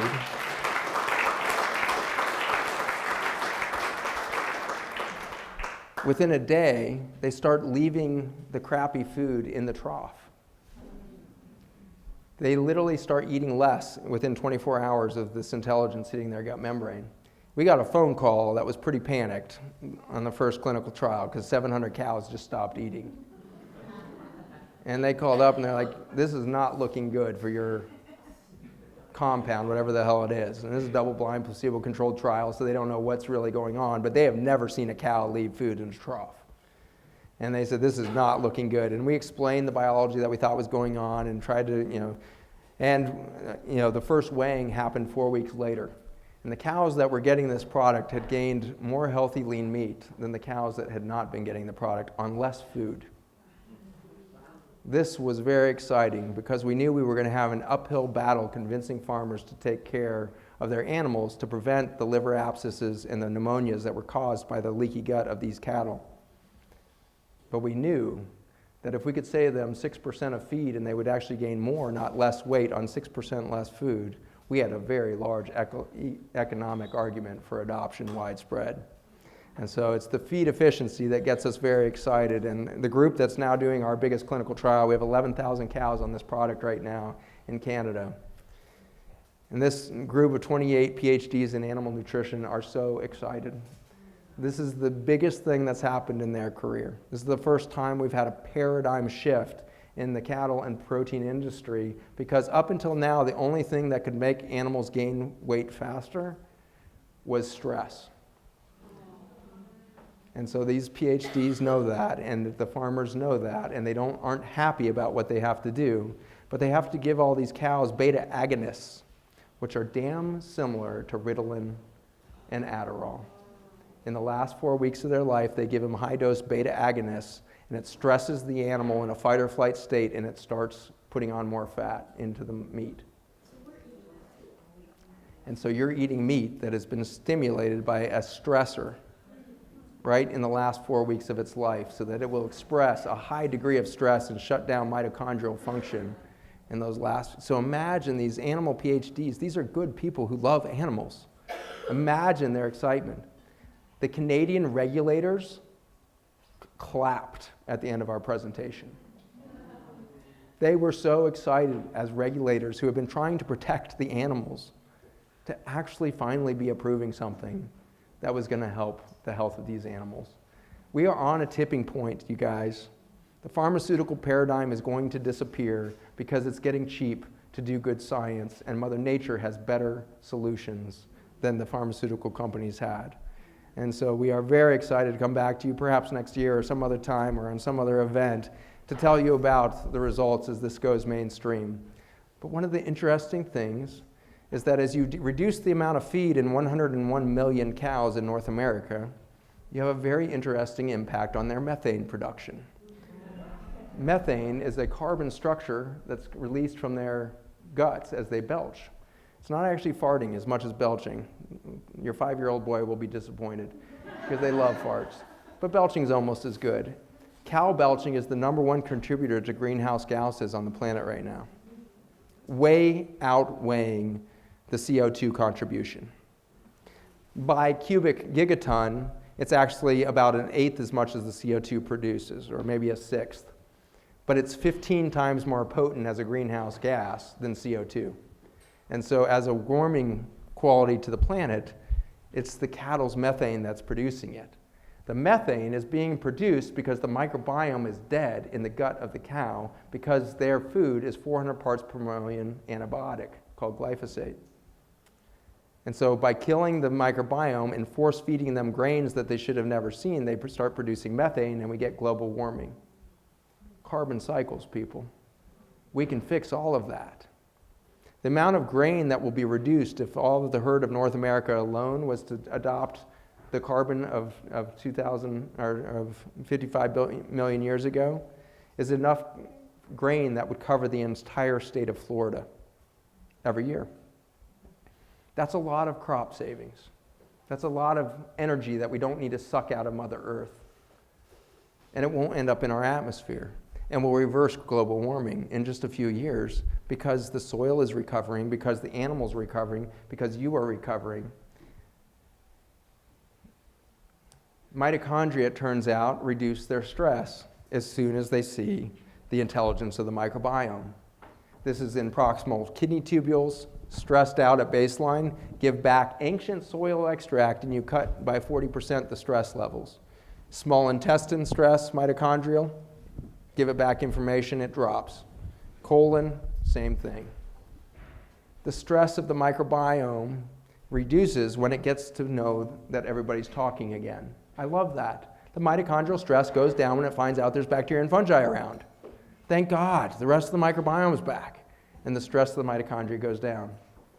This is a double-blind, placebo-controlled trial that I just finished with my company, which is really significant for me because I was not allowed to do a placebo-controlled trial in chemotherapy. We haven't done a placebo-controlled trial in chemotherapy since 1969. Because placebos, usually in every study ever done, result in about a 30% response rate. And we approve chemotherapy at a 15% response rate. We call it a successful chemotherapy if there's a 15% response rate. That's pathetic. And more than that, if you haven't seen some of the more recent data, a fantastic organization, multinationally funded, went to repeat all of the chemotherapy, the successful chemotherapy trials of the last 30 years, and found that they could not replicate the results in 87% of the studies. They couldn't find a benefit at all in 87% of the chemotherapy trials. We are fed a lie. But I know that you're thinking in your brain, chemotherapy has worked. I've seen it. Like, I took chemotherapy, my tumor shrank, and I got better. Or I had a loved one who did this. What happens when you're on chemotherapy? How is your gut doing? Happy, sad? It's dead. How is your appetite during chemotherapy? It's non-existent. And if we were to give you a chemotherapy for a week of every month, for 6 consecutive months, how often will we be fasting you? Current estimates are that if we fasted the American public 1 week out of every year, we would decrease cancer in our country by 85%. Chemotherapy doesn't do shit. Shit actually is all the good stuff, I guess. But chemotherapy forces a fast, and I believe it's the fasting of that individual that has the therapeutic benefit that might be measurable. Nobody's ever checked that. What the hell are we doing? Is there a correlation with the Muslim population that fasts every year? Oh yeah, good question. Is there a correlation with the Muslim fasting pattern? Turns out that the Muslim fasting pattern is actually not ideal for anti-cancer because they start eating after dark. And that's actually opposite our circadian rhythms and all of this, but nonetheless, they actually have far less cancer than we do. And that's probably a lot of things other than their fasting pattern. But actually, to get the anti-cancer effect, you have to actually do a water fast for about 4 to 5 days before you get the big autophagy event that we think is the main anti-cancer properties there. Days 4 and 5 of a water fast is where the magic happens. So I make all my patients try to fast once a year for 5 days, and it's actually quite effective. But in a double-blind, placebo-controlled trial of ancient soil, we see this in healthy patients now. This is healthy patients, double-blind, placebo-controlled, and looking at their urine, that's their glyphosate levels on the end after 2 weeks of ancient soil. 24% reduction in glyphosate in their urine with no change in diet over just a 2-week period of the bacterial intelligence. Turns out, as you take that intelligent microbiome information, your microbiome expands. The volume of stool in your colon will increase. Your volume of your bowel movements will go up. Our customer support has an ongoing contest to see who can send in the photo of the largest bowel movement in the country. And there's some pretty amazing pictures. But it turns out that we have now found that there's a whole bunch of bacteria that can actually digest Roundup. That's cool. And so as you expand the intelligence of your microbiome, you start to digest Roundup before it does the damage. And you strengthen the tight junctions throughout the system such that you don't end up with all that Roundup in your body or ultimately in your urine where you pee it out. 24% decrease in just 2 weeks in healthy patients. Similarly, there was a 24% decrease in the pre and post measurement in the urine of zonulin, which is that peptide that indicates leaky gut. And so this is at baseline, that's 2 weeks later. Baseline to 2 weeks at the placebo, no change. And so zonulin was blocked. The amount decreased, which proves that glyphosate was not actually touching the membrane at the same rate, which suggests that bacteria were either digesting all of that Roundup or, in addition, the DPP-4 enzymes that were increasing because of the terahydrite, the DPP-4 enzymes were chewing up the zonulin before it could do the tight junction injury. And so in healthy peoples, we were able to reduce the amount of zonulin and glyphosate in just 2 weeks in their urine. And of course, not surprisingly, even though they didn't feel any inflammation in their bodies, everybody has a low-grade state of inflammation going all the time, and we were able to reduce by 27% the amount of inflammation in this healthy population. With soil, that's 55 million years old. I think it's beautiful. It's eloquent. Something about Mother Nature's grace is in all of that. And so good news is your butt is numb and I'm almost done. And so the good part was that we're almost done, and I'm sorry about the numb butt. But I do want to give you just some hope at the end of this conversation about the power to heal. These are some of the findings we've proved out by using that ancient material. And again, this ancient material is not something I want to deliver to you or the cows in some sort of supplement at all. I want you guys to be so in touch with your microbiome. I want us to take down the CAFOs and put those cows out in fields so that we never have to supplement them again. My point is not that we can make cool products. My point is Mother Earth already has the solutions we need to reconnect.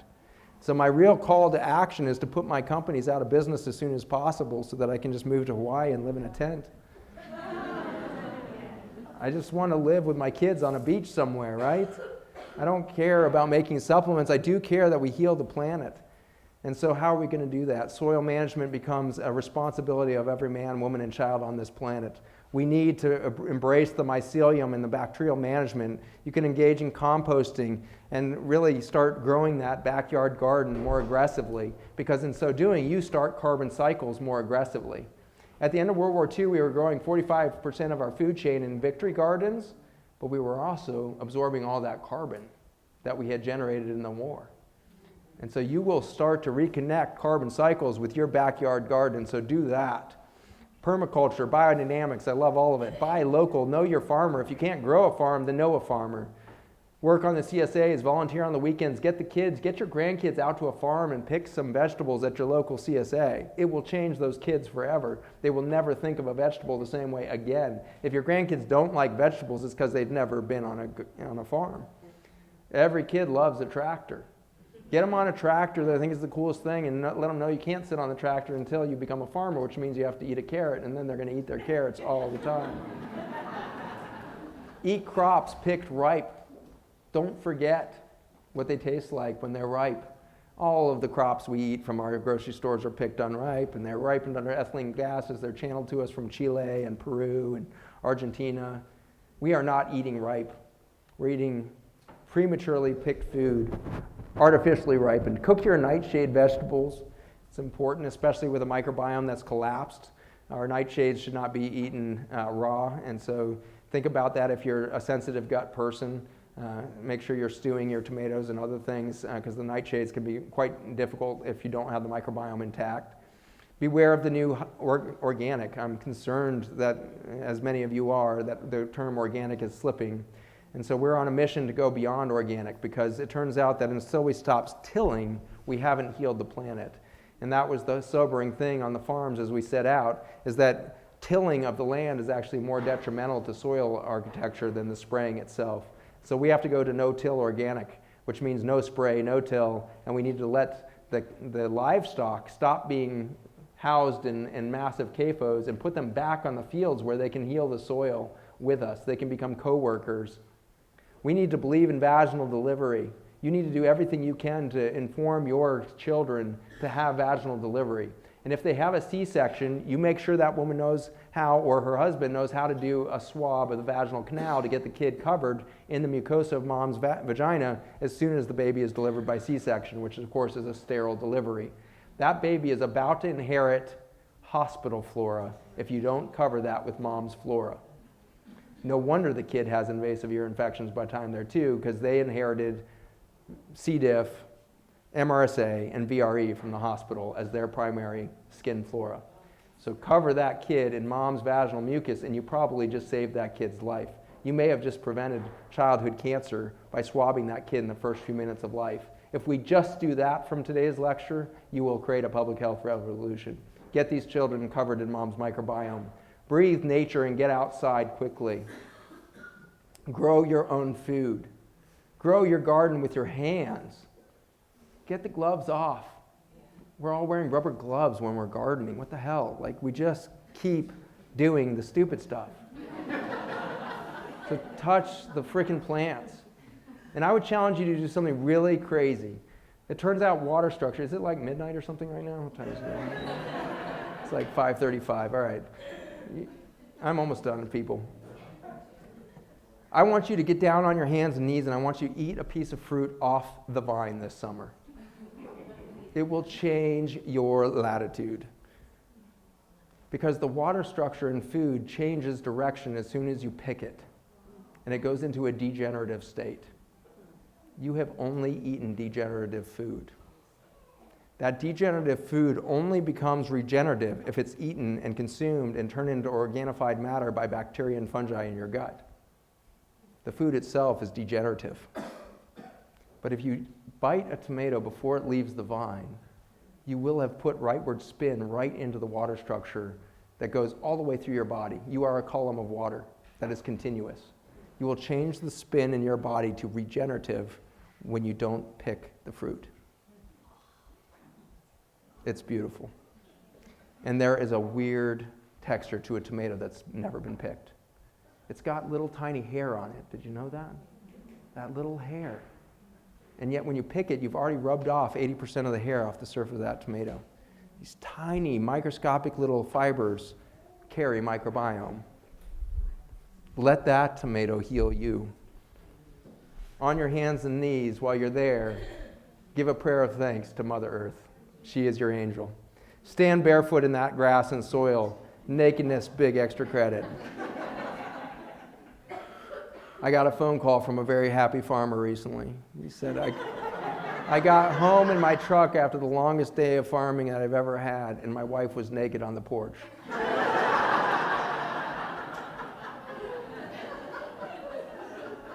That is the happiest marriage on the planet right now. So ladies, take the freaking stuff off your face, get naked, and stand on the porch. And let's see what happens. And guys, you better freaking worship that woman. Because you just won the lottery. Take care of each other, love each other, eat fermented foods every day. Thank you, David and team, for the incredible fermented food of this week.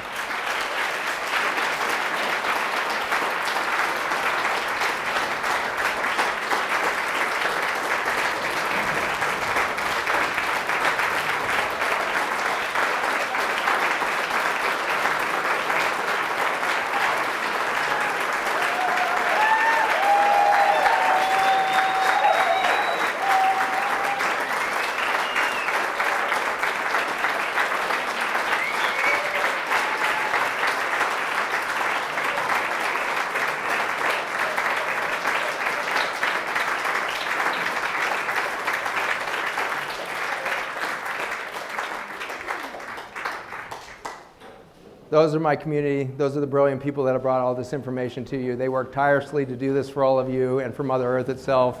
My gratitude is with them. My gratitude is with all of you. Nothing would happen without you guys becoming epicenters of change. Go to farmersfootprint.us in the next few weeks. My wife is almost done with our team putting together our town hall packets. It's all the information you need to ban Roundup in your municipalities and in your counties. It has been successful in Irvine, California. More recently, last month, is the county of Miami, Florida. last weekend, the County of Los Angeles, California, band roundup.